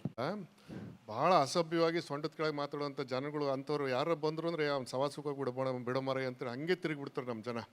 ಹಂಗೆ ನಮ್ಮ ಜನ ಇವತ್ತು ಉದಾಸೀನ ಮಾಡಿದ್ದಾರೆ ಅಂತಂದರೆ ಅದನ್ನು ಒಪ್ಪಿಕೊಂಡಿದ್ದಾರೆ ಅಂತ ಅಲ್ಲ, ಅಥವಾ ಆ ಥರದ ಮಾತುಗಳನ್ನು ಗೌರವಿಸಿದರೆ ಅಂತಲೂ ಖಂಡಿತ ಅಲ್ಲ. ಇದರ ಅರ್ಥ ಇಷ್ಟೇ, ಮರೆ ಕೆಸರ ಮೇಲೆ ಕಲ್ಲು ಹಾಕಬೇಕು ಅಂತೇಳಿ ನಮ್ಮ ಜನ ಸುಮ್ಮನಿದ್ದಾರೆ ಹೊರತು ಖಂಡಿತವಾಗಿ ಅದನ್ನು ಒಪ್ಪಿಕೊಂಡಿದ್ದಾರೆ, ಪ್ರೋತ್ಸಾಹಿಸ್ತಾರೆ ಅಂತೇಳಿ ನಾವು ಭಾವಿಸ್ಕೊಂಡಿಲ್ಲ. ಇನ್ನು ಎರಡನೇದಾಗಿ, ನಾವು ಆ ಥರದಲ್ಲೆಲ್ಲ ಮಾತಾಡ್ತಿರೋವಂಥವ್ರಿಗೆ ಒಂದು ಕರೆ ಕೊಡೋದೇನಪ್ಪ ಅಂತಂದರೆ, ಮೊದಲು ನೀವು ಏನೇನು ಆಪಾದನೆಗಳು ಮಾಡ್ತಿದ್ದೀರೋ ಅವುಗಳನ್ನು ಮಾಡಿರ್ತಕ್ಕಂಥವ್ರು ಯಾರೋ ನಿರ್ದಿಷ್ಟವಾಗಿ ಅವರನ್ನು ಗುರಿ ಮಾಡಿ ಸಭ್ಯ ರೀತಿಯೊಳಗೆ ನೀವು ಪ್ರಶ್ನೆ ಮಾಡಿದರೆ ಖಂಡಿತವಾಗಿ ನಿಮ್ಮ ಎಲ್ಲ ಪ್ರಶ್ನೆಗಳಿಗೂ ಉತ್ತರ ಸಿಗುತ್ತೆ ಅನ್ನುವಂಥದ್ದು ನಮ್ಮ ಅಭಿಪ್ರಾಯ. ಅದೇನಾಗಿದೆ, ನಮ್ಮ ದೇಶ ಸಂವಾದದ ಒಳಗೆ ತತ್ವ ಸಿದ್ಧಾಂತಗಳನ್ನು ರೂಪಿಸಿಕೊಂಡಿರ್ತಕ್ಕಂಥದ್ದು. ಜಗತ್ತಿನ ಯಾವ ದೇಶಗಳಲ್ಲೂ ನೀವು ಯೋಚನೆ ಮಾಡಿರಿ, ಬೆಳಗ್ಗೆ ಸಿಮಿಟಿಕ್ ಧರ್ಮಗಳು ಅಂತೇಳಿ ನಮ್ಮ ಸದಾನಂದವ್ರು ಮಾತಾಡ್ತಾ ಇದ್ರು. ಸಿಮಿಟಿಕ್ ಧರ್ಮಗಳು ಅಂತೇಳಿ ಯಾವುದು, ಈ ಅಬ್ರಹಂ ಧರ್ಮಗಳು ಅಂತ ಏನು ಮಾತಾಡ್ತಿದ್ರಲ್ಲ, ಆ ಬಹುಷ್ಪಾಲ ಆ ಧರ್ಮಗಳು ಹೆಂಗಿದಾವೆ ಅಂತ ಹೇಳಿದ್ರೆ, ದೇವರು ದೂತನ ಮೂಲಕ ಸಂದೇಶ ಕಳಿಸ್ತಾನೆ, ಆ ಸಂದೇಶಗಳನ್ನು ನಡ್ಕೊಳ್ಬೇಕು ನೀವು ಅಷ್ಟೇ ಅನ್ನುವಂಥ ಒಂದು ವಾತಾವರಣ ಇದೆ. ಅಲ್ಲಿ ಪ್ರಶ್ನೆಗೆ ಹೆಚ್ಚು ಅವಕಾಶ ಇಲ್ಲ. ಆದರೆ ನಮ್ಮ ದೇಶದೊಳಗೆ ಧರ್ಮ ರೂಪುಗೊಂಡದ್ದು ಹೇಗಪ್ಪ ಅಂತ ಹೇಳಿದ್ರೆ, ಸಂವಾದದ ರೂಪದಲ್ಲಿ ಧರ್ಮ ರೂಪುಗೊಂಡದ್ದು. ನಮ್ಮ ದೇಶದಲ್ಲಿ ಆಧ್ಯಾತ್ಮ ರೂಪುಗೊಂಡದ್ದು ಸಂವಾದದ ರೂಪದಲ್ಲಿ. ಪರಸ್ಪರ ನನಗಿರ್ತಕ್ಕಂಥ ಅಭಿಪ್ರಾಯ ಭೇದಗಳನ್ನು, ನನಗಿರ್ತಕ್ಕಂಥ ಗೊಂದಲಗಳನ್ನು, ನನಗಿರ್ತಕ್ಕಂಥ ಪ್ರಶ್ನೆಗಳನ್ನು ಎದುರಿಗಿರ್ತಕ್ಕಂಥ ತಿಳುವಳಿಕಸ್ತರ ಜೊತೆಯಲ್ಲಿ ಮುಕ್ತವಾಗಿ ಕೇಳಿಕೊಂಡಿದ್ದರ ಪರಿಣಾಮವಾಗಿ ನಮ್ಮ ದೇಶಕ್ಕೆ ತಾತ್ವಿಕತೆ ಬಂದಿದೆ. ನೀವು ಗಮನಿಸಬೇಕು, ಉಪನಿಷತ್ತಿನ ಒಳಗಡೆಗೆ ಏನಾಗುತ್ತೆ, ಉಪನಿಷತ್ತಲ್ಲಿ ಏನದು, ಗುರು ಶಿಷ್ಯ ಸಂವಾದ, ಆಚಾರ್ಯ ಪೂರ್ವ ರೂಪ ಅಂತ್ಯವಾಸಿ ಉತ್ತರ ರೂಪ ಅಂತೇಳಿ ಅವನು ಎದುರಿಗೆ ಬದರಿಗೆ ಗುರು ಶಿಷ್ಯರು ಕೂತ್ಕೊಂಡು ಸಂವಾದ ಮಾಡಿದ್ರ ಪ್ರತಿಫಲವಾಗಿ ಉಪನಿಷತ್ತುಗಳು ಬಂದು, ಉಪನಿಷತ್ತಿನ ಮೂಲಕವಾಗಿ ಬೆಳಕಂಡು ಬಂದಂಥ ಸಂವಾದ ಪರಂಪರೆಯ ಆತ್ಯಂತಿಕ ಸ್ಥಿತಿಯನ್ನು ನಾವು ಕಾಣೋದಿಲ್ಲ ಅಂತ. ಅಲ್ಲಿ ವ್ಯಕ್ತಿಗಳಿಬ್ಬರು ಸಂವಾದ ಮಾಡಿದರೆ ಅನುಭವ ಮಂಟಪದೊಳಗೆ ಇಡೀ ಸಮುದಾಯನ ಸಂವಾದ ಮಾಡೋದು ಕೂತ್ಕೊಳ್ತೈತಿ. ಸಂವಾದ ಪರಂಪರೆಯ ಆತ್ಯಂತಿಕ ಸ್ಥಿತಿ ಅನುಭವ ಮಂಟಪ ಅನ್ನೋದನ್ನು ನಾವು ಅರ್ಥ ಮಾಡಿಕೊಳ್ಬೇಕು. ಆ ಪರಂಪರೆಯಲ್ಲಿ ಬಂದಿರತಕ್ಕಂಥವ್ರು ನಾವೆಲ್ಲ ಪರಸ್ಪರ ಸಂವಾದ ಮಾಡಿರ್ತಕ್ಕಂಥದ್ದನ್ನು ನಾವು ಮರೆಯೋ ಹಾಗಿಲ್ಲ. ನನಗೆ ಅರ್ಥ ಆಗದೆ ಇರ್ತಕ್ಕಂಥ ಪ್ರಶ್ನೆಯನ್ನು ನೇರವಾಗಿ ಕೇಳಿರ್ತಕ್ಕಂಥ ಉದಾಹರಣೆಗಳಿದ್ದಾವೆ. ನನಗೆ ಬೇಡ ಅನಿಸಿದ್ದನ್ನು ಮುಖಕ್ಕೆ ಹೊಡೆದಂಗೆ ನೇರವಾಗಿ ಹೇಳಿರ್ತಕ್ಕಂಥ ಉದಾಹರಣೆಗಳು ನಮ್ಮ ನಡುವೆ ಇದ್ದಾವೆ.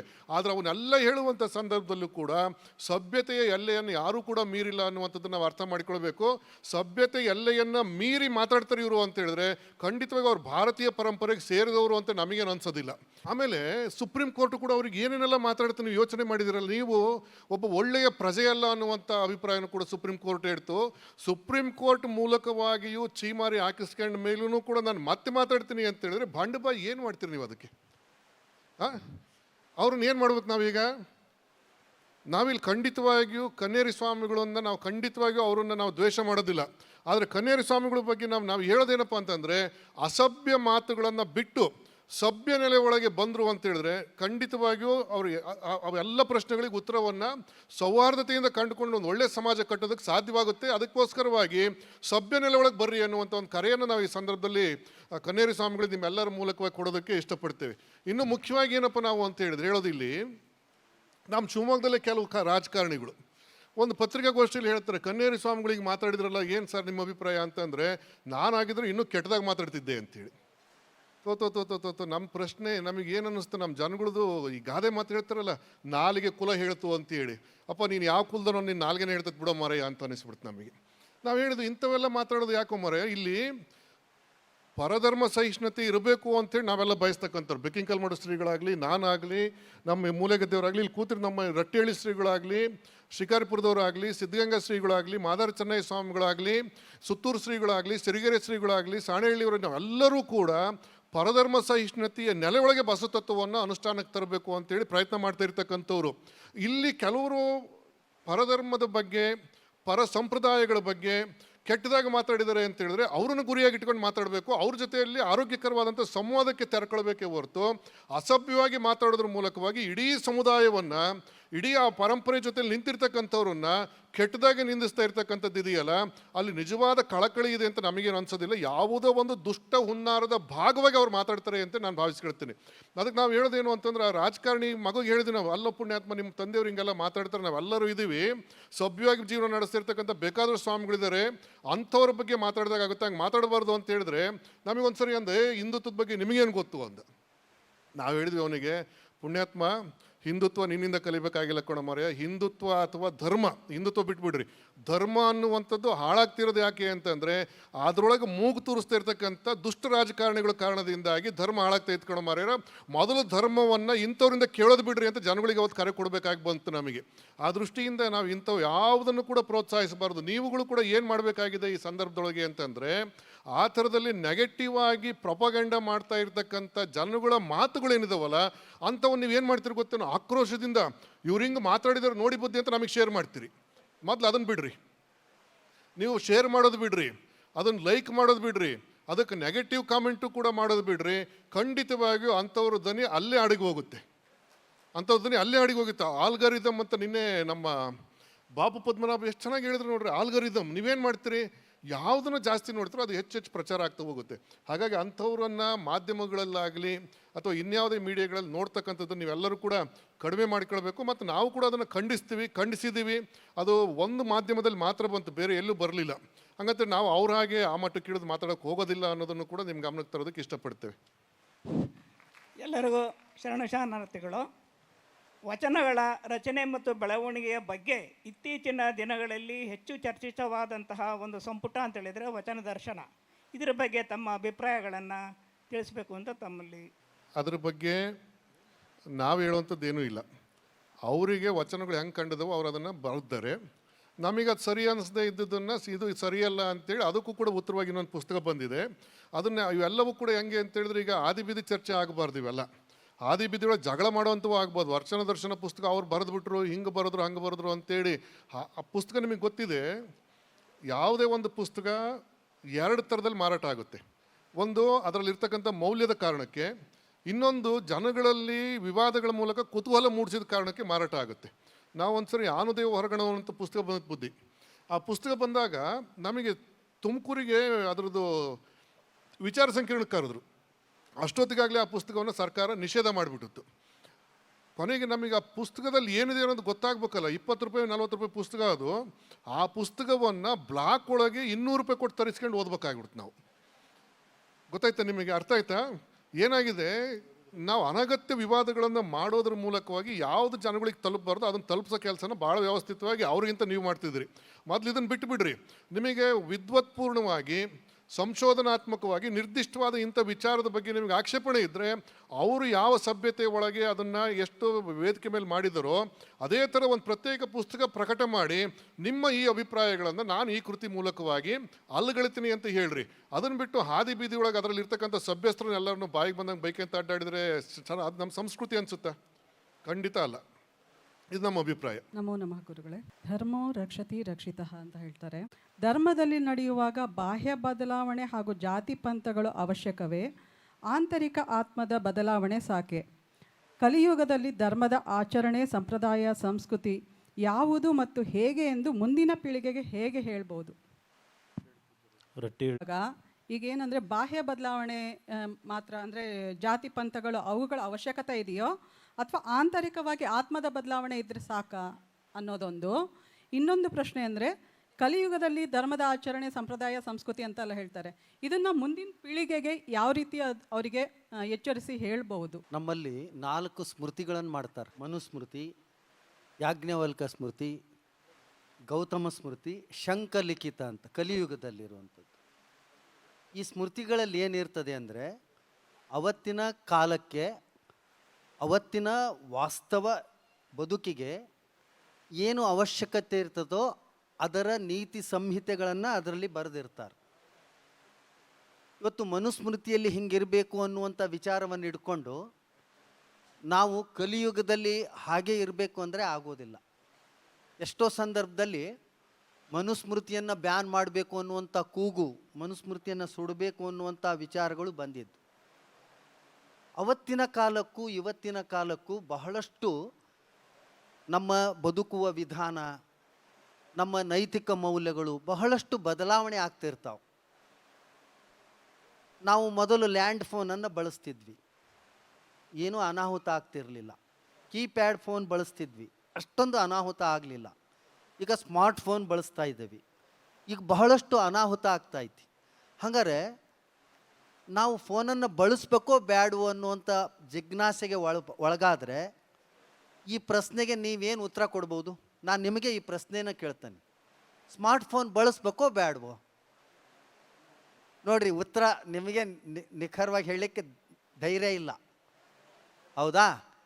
ಯಾವುದೇ ಒಂದು ಮೌಲ್ಯ ಅಥವಾ ನೈತಿಕ ಮೌಲ್ಯಗಳು ಆಯಾಯ ಕಾಲಘಟ್ಟಕ್ಕೆ ಆ ಬದುಕಿನ ವ್ಯವಸ್ಥೆಗೆ ಅಳವಟ್ಟಿರ್ತಾವೆ.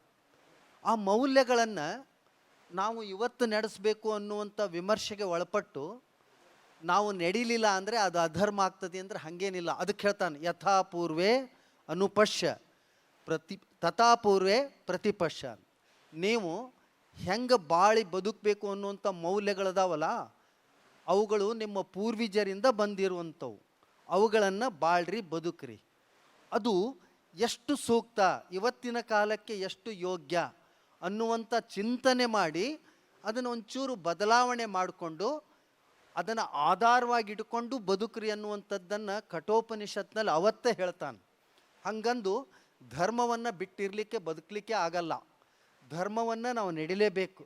ನಾವು ಮನುಸ್ಮೃತಿಯನ್ನು ಒಪ್ಪಬೇಕು, ಇವತ್ತು ಶಂಕಲಿಖಿತ ಸ್ಮೃತಿಯನ್ನು ಒಪ್ಪಬೇಕು. ಅದು ಬದಲಾವಣೆ ಆಗಿರುವಂಥ ಪ್ರಕ್ರಿಯೆಯಲ್ಲಿ ಬಂದಿರುವಂಥದ್ದದು. ಆ ಸ್ಮೃತಿಗಳಲ್ಲಿ ನಮ್ಮ ಬದುಕುವ ವಿಧಾನವನ್ನು ಹೇಳ್ಯಾರ. ಹಾಗಂದು ನೀವು ಶಂಕಲಿಖಿತವನ್ನು ಓದ್ಕೊಂಡು ಕೂಡ್ರಿ ಅಂತ ನಾನು ಹೇಳಲಿಕ್ಕೆ ಹತ್ತಿಲ್ಲ. ನಾವು ಹೆಂಗೆ ಬದುಕಬೇಕು ಅನ್ನುವಂಥದ್ದನ್ನು ಆ ಕಾಲಘಟ್ಟದಲ್ಲಿ ಅವತ್ತಿನ ಸಾಧು ಸಂತರು ನಿಮಗೆ ಹೊಂದುವಂಥ ರೀತಿಯಲ್ಲಿ ಉಪದೇಶ ಕೊಡ್ತಿರ್ತಾರೆ. ಇವತ್ತು ಹೆಂಗೆ ಬದುಕಬೇಕು ಏನು ಇವರೆಲ್ಲ ಕೊಡ್ತಾ ಇದ್ದಾರೆ, ಹೌದಲ್ಲೋ? ಈ ಸಂಕೀರ್ಣ ಪರಿಸ್ಥಿತಿಯಲ್ಲಿ ನಾವು ಸಾಧು ಸಂತರ ಮಹಾತ್ಮರ ವಿಚಾರಗಳನ್ನೇ ಅನುಸರಿಸಬೇಕೇ ಹೊರತು ನಾವೆಲ್ಲೋ ವಿಮರ್ಶೆ ಮಾಡ್ಕೋತಾ ಹೋದರೆ ನಮಗೆ ಸರಿಯಾದ ನಿಖರವಾದ ಮಾಹಿತಿ ಅಥವಾ ನಮಗೆ ಅನುಸರಿಸಲು ಯೋಗ್ಯವಾದದ್ದು ಸಿಗೋದಿಲ್ಲ. ಅದಕ್ಕೆ ಅವರ ಅನುಭವಗಳ ಮಾತನ್ನೇ ನಾವು ಚಿಂತನೆ ಮಾಡಿ ಮಾಡಬೇಕೇ ಹೊರತು ನಾವು ಇದು ಸರಿನಾ ಅಂತ ಎಲ್ಲೋ ವಿಮರ್ಶೆಗೆ ಹೋದರೆ ಅದು ಬಹಳಷ್ಟು ಸಾಧು ಆಗೋದಿಲ್ಲ. ಈ ಮಾತನ್ನು ಹೇಳಿ ಮುಗಿಸ್ತಾನೆ. ಅಪಾರೇ ಕಾವ್ಯ ಸಂಸಾರೇ. ಈ ಕಾವ್ಯ ಸಂಸಾರದಲ್ಲಿ ಎಷ್ಟೊಂದು ಸಾಹಿತ್ಯ ಐತಿ, ಎಷ್ಟೊಂದು ವಿಫಲವಾಗೈತಿ. ಇಲ್ಲಿ ದ್ವೇಫಲೇ ಅಮೃತೋಪಮೆ, ಅಮೃತ ಸದೃಶವಾದ ಫಲಗಳು ಅದಾವೆ. ಈ ವಚನ ಸಾಹಿತ್ಯನೋ, ದಾಸ ಸಾಹಿತ್ಯನೋ, ವೇದ ಸಾಹಿತ್ಯನೋ ಇದೆಲ್ಲ ವಿಮರ್ಶೆಗೆ ಒಳಪಡ್ತಾ ಹೋದರೆ ನಾನು ಯಾವ ಬದುಕನ್ನು ಬದುಕಬೇಕು ಅನ್ನುವಂಥದ್ದು ಎಲ್ಲೋ ಗೊಂದಲಕ್ಕೆ ಒಳಗಾಗ್ತವೆ. ಇದರ ಸಾರವನ್ನು ಹೇಳ್ತಾನವ. 2 ಅಮೃತ ಸದೃಶವಾದ ಫಲಗಳು ಇದ್ದಾವಂತ. ಏನು ಅಂತ ಅಂದರೆ ಕಾವ್ಯಾಮೃತ ರಸಸ್ವಾದ ಸಂಗೈಹಿ ಸಜ್ಜನೈ ಸಹ ಅಂತ. ಅಂದರೆ ಒಂದು ಕಾವ್ಯದ ರಸಸ್ವಾದನೆ ಮಾಡಿ ಅವುಗಳಂತೆ ಬದುಕೋದು ಒಂದು, ಅದಕ್ಕೆ ವಿಮರ್ಶೆ ಮಾಡಬೇಕು, ಬಹಳಷ್ಟು ಜ್ಞಾನ ಬೇಕು, ಸಂಸ್ಕಾರ ಬೇಕು, ಅದು ಕಷ್ಟ ಆಗ್ತದೆ. ಅದಕ್ಕೆ ಹೇಳ್ತಾನವ, ಸಜ್ಜನರು ಅಂತ ಅದಾರಲ್ಲ, ಸಾಧು ಸಂತರು ಅದಾರಲ್ಲ, ಅವರ ಜೊತೆಗೆ ಕಾಲ ಕಳೀರಿ, ಅವರ ಅನುಭವದ ಮಾತುಗಳನ್ನು ಅವರು ಬೋಧಿಸಿದ ಮಾರ್ಗದರ್ಶನದಲ್ಲಿ ಬದುಕ್ರಿ, ಖಂಡಿತ ಅದು ನಮ್ಮ ಬದುಕನ್ನು ಯಶಸ್ಸಿನಡೆಗೆ ಒಯ್ತದೆ ಅನ್ನುವಂಥ ಮಾತನ್ನು ಹೇಳ್ತಾರೆ. ಅದಕ್ಕೆ ಅತೀ ವಿಮರ್ಶೆಗೆ ಒಳಪಡಲಾರ್ದನೆ ನಾವು ಸಾಧು ಸಂತರ ಮಹಾತ್ಮರ ಉಪದೇಶದಂತೆ ನಡಿಬೇಕು. ಅದಕ್ಕೆ ಗುರುವಿನ ಮೌಲ್ಯ, ಗುರುವಿಗೆ ಅತ್ಯಂತ ಪ್ರಾಶಸ್ತ್ಯವನ್ನು ನೀವೆಲ್ಲ ಕೊಟ್ಟಿದ್ದೀರಿ. ಗುರು ಏನು ಹೇಳ್ತಾನೋ ಅದನ್ನು ನಡೆದ್ರೆ ನಮ್ಮ ಬದುಕು ಹಸನಾಗ್ತದೆ ಅನ್ನುವಂಥ ಮಾತನ್ನು ಈ ಸಂದರ್ಭದಲ್ಲಿ ಹೇಳಬೇಕಾಗ್ತದೆ. ಕೊನೆಯೇ ಬಸವಾದಿ ಶರಣರ ಚಿಂತನೆಗಳು ಸರ್ವಧರ್ಮವನ್ನು ತುಳಿತಕ್ಕೋದ ಒಳಗಾದ ಜಾತಿಯನ್ನು ಸಮಾನಕ್ಕೆ ತಂದಂಥ ಸಂಸ್ಕೃತಿಯನ್ನು ಹೊಂದಿರೋಂಥ ಧರ್ಮ. ನಾವೆಲ್ಲೋ ಒಂದು ಕಡೆ ನಾವು ಈ ಮತ್ತೆ ಬಸವಣ್ತಿದ್ದೀವಲ್ಲ, ಆ ನಿಟ್ಟಿನಲ್ಲಿ ಗುರುಗಳು ಇದೊಂದು ಎಲ್ಲರನ್ನೂ ಒಗ್ಗೂಡಿಸುವಂಥ ಬಸವಾದಿ ಶರಣರ ಚಿಂತನೆಗಳನ್ನ ಅವ್ರಿಗೆ ಮೈಗೂಡಿಸುವಂಥ ಒಂದು ಚಿಂತನೆಯನ್ನು ಮಾಡಬೇಕು. ಎಲ್ಲೋ ಒಂದು ಸಾರಿ ಭಕ್ತರುಗಳಿಗೆ ಅನಿಸುತ್ತೆ ನಾವು ಒಳಪಂಗಡಗಳಾಗಿದ್ದೀವಿ ಎನ್ನುವಂಥ ಒಂದು ಚಿಂತನೆ ಇರ್ತದೆ. ಆ ನಿಟ್ಟಿನಲ್ಲಿ ತಾವು ಎಲ್ಲ ತಿಳಿದಂಥರಾಗಿರೋದ್ರಿಂದ ನೀವು ಭಕ್ತರಿಗೆ ಈ ಸಂದೇಶವನ್ನು ಕೊಡಬೇಕಾಗ್ತದೆ. ನಾವು ಶರಣ ಧರ್ಮ ಅಂದ ತಕ್ಷಣ ನಮಗೆ ಎಲ್ಲರೂ ಒಂದೇ ಆಗ್ತದೆ, ನಾವು ಯಾವುದೇ ಒಂದು ಜಾತಿಗೆ ಸೀಮಿತವಾದಂಥ ಧರ್ಮ ಅಲ್ಲ ಇದು. ಹಾಗೆ ನಾವು ಇಲ್ಲಿ ಹೇಳಿಕೆ ಕೊಡಬೇಕಾದ್ರೆ ಎಲ್ಲ ಒಂದು ಕಡೆ ಒಂದೇ ಧರ್ಮ ಅನ್ನೋ ಒಂದು ಚಿಂತನೆಯನ್ನು ಮಾಡೋದನ್ನು ಹೊರತುಪಡಿಸಿ ನಾವು ಶರಣ ಸಾಹಿತ್ಯ ಚಿಂತನೆಯನ್ನು ಮಾಡ್ತಾ ಇದ್ದೀವಿ. ಈ ಒಳಪಂಗಡಗಳ ಬಗ್ಗೆ ಯಾರು ವೀರಶೈವ ಅಂತ ಪ್ರಶ್ನೆ ಬಂದಾಗ ಬಹಳ ಸುಂದರವಾದ ವ್ಯಾಖ್ಯಾನವನ್ನು ಮಾಡ್ತಾನೆ. ವಿ ಶಬ್ದೇ ನೋಚ್ಯತೆ ವಿದ್ಯಾ ಶಿವಜೀವೈಕ್ಯ ಬೋಧಿನಿ ತಸ್ಯಾಂ ರಮಂತೆ ಯೇ ಶೈವ ವೀರಶೈವಾಸ್ತು ತೇ ಮತಾಹ ಅಂತ.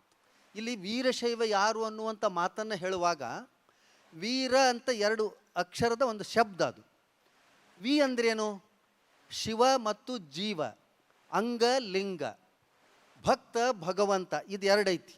ಯಾವಾಗಲೂ ದ್ವೈತದಿಂದ ಅದ್ವೈತಕ್ಕೆ ಹೋಗುವಂಥದ್ದು ನಮ್ಮ ಫಿಲಾಸಫಿ. ನಾವೆಲ್ಲ ಅದ್ವೈತಿಗಳಾಗಬೇಕು. ಬಸವಣ್ಣ ಅದ್ವೈತಿ ಆದ, ಹೌದಾ?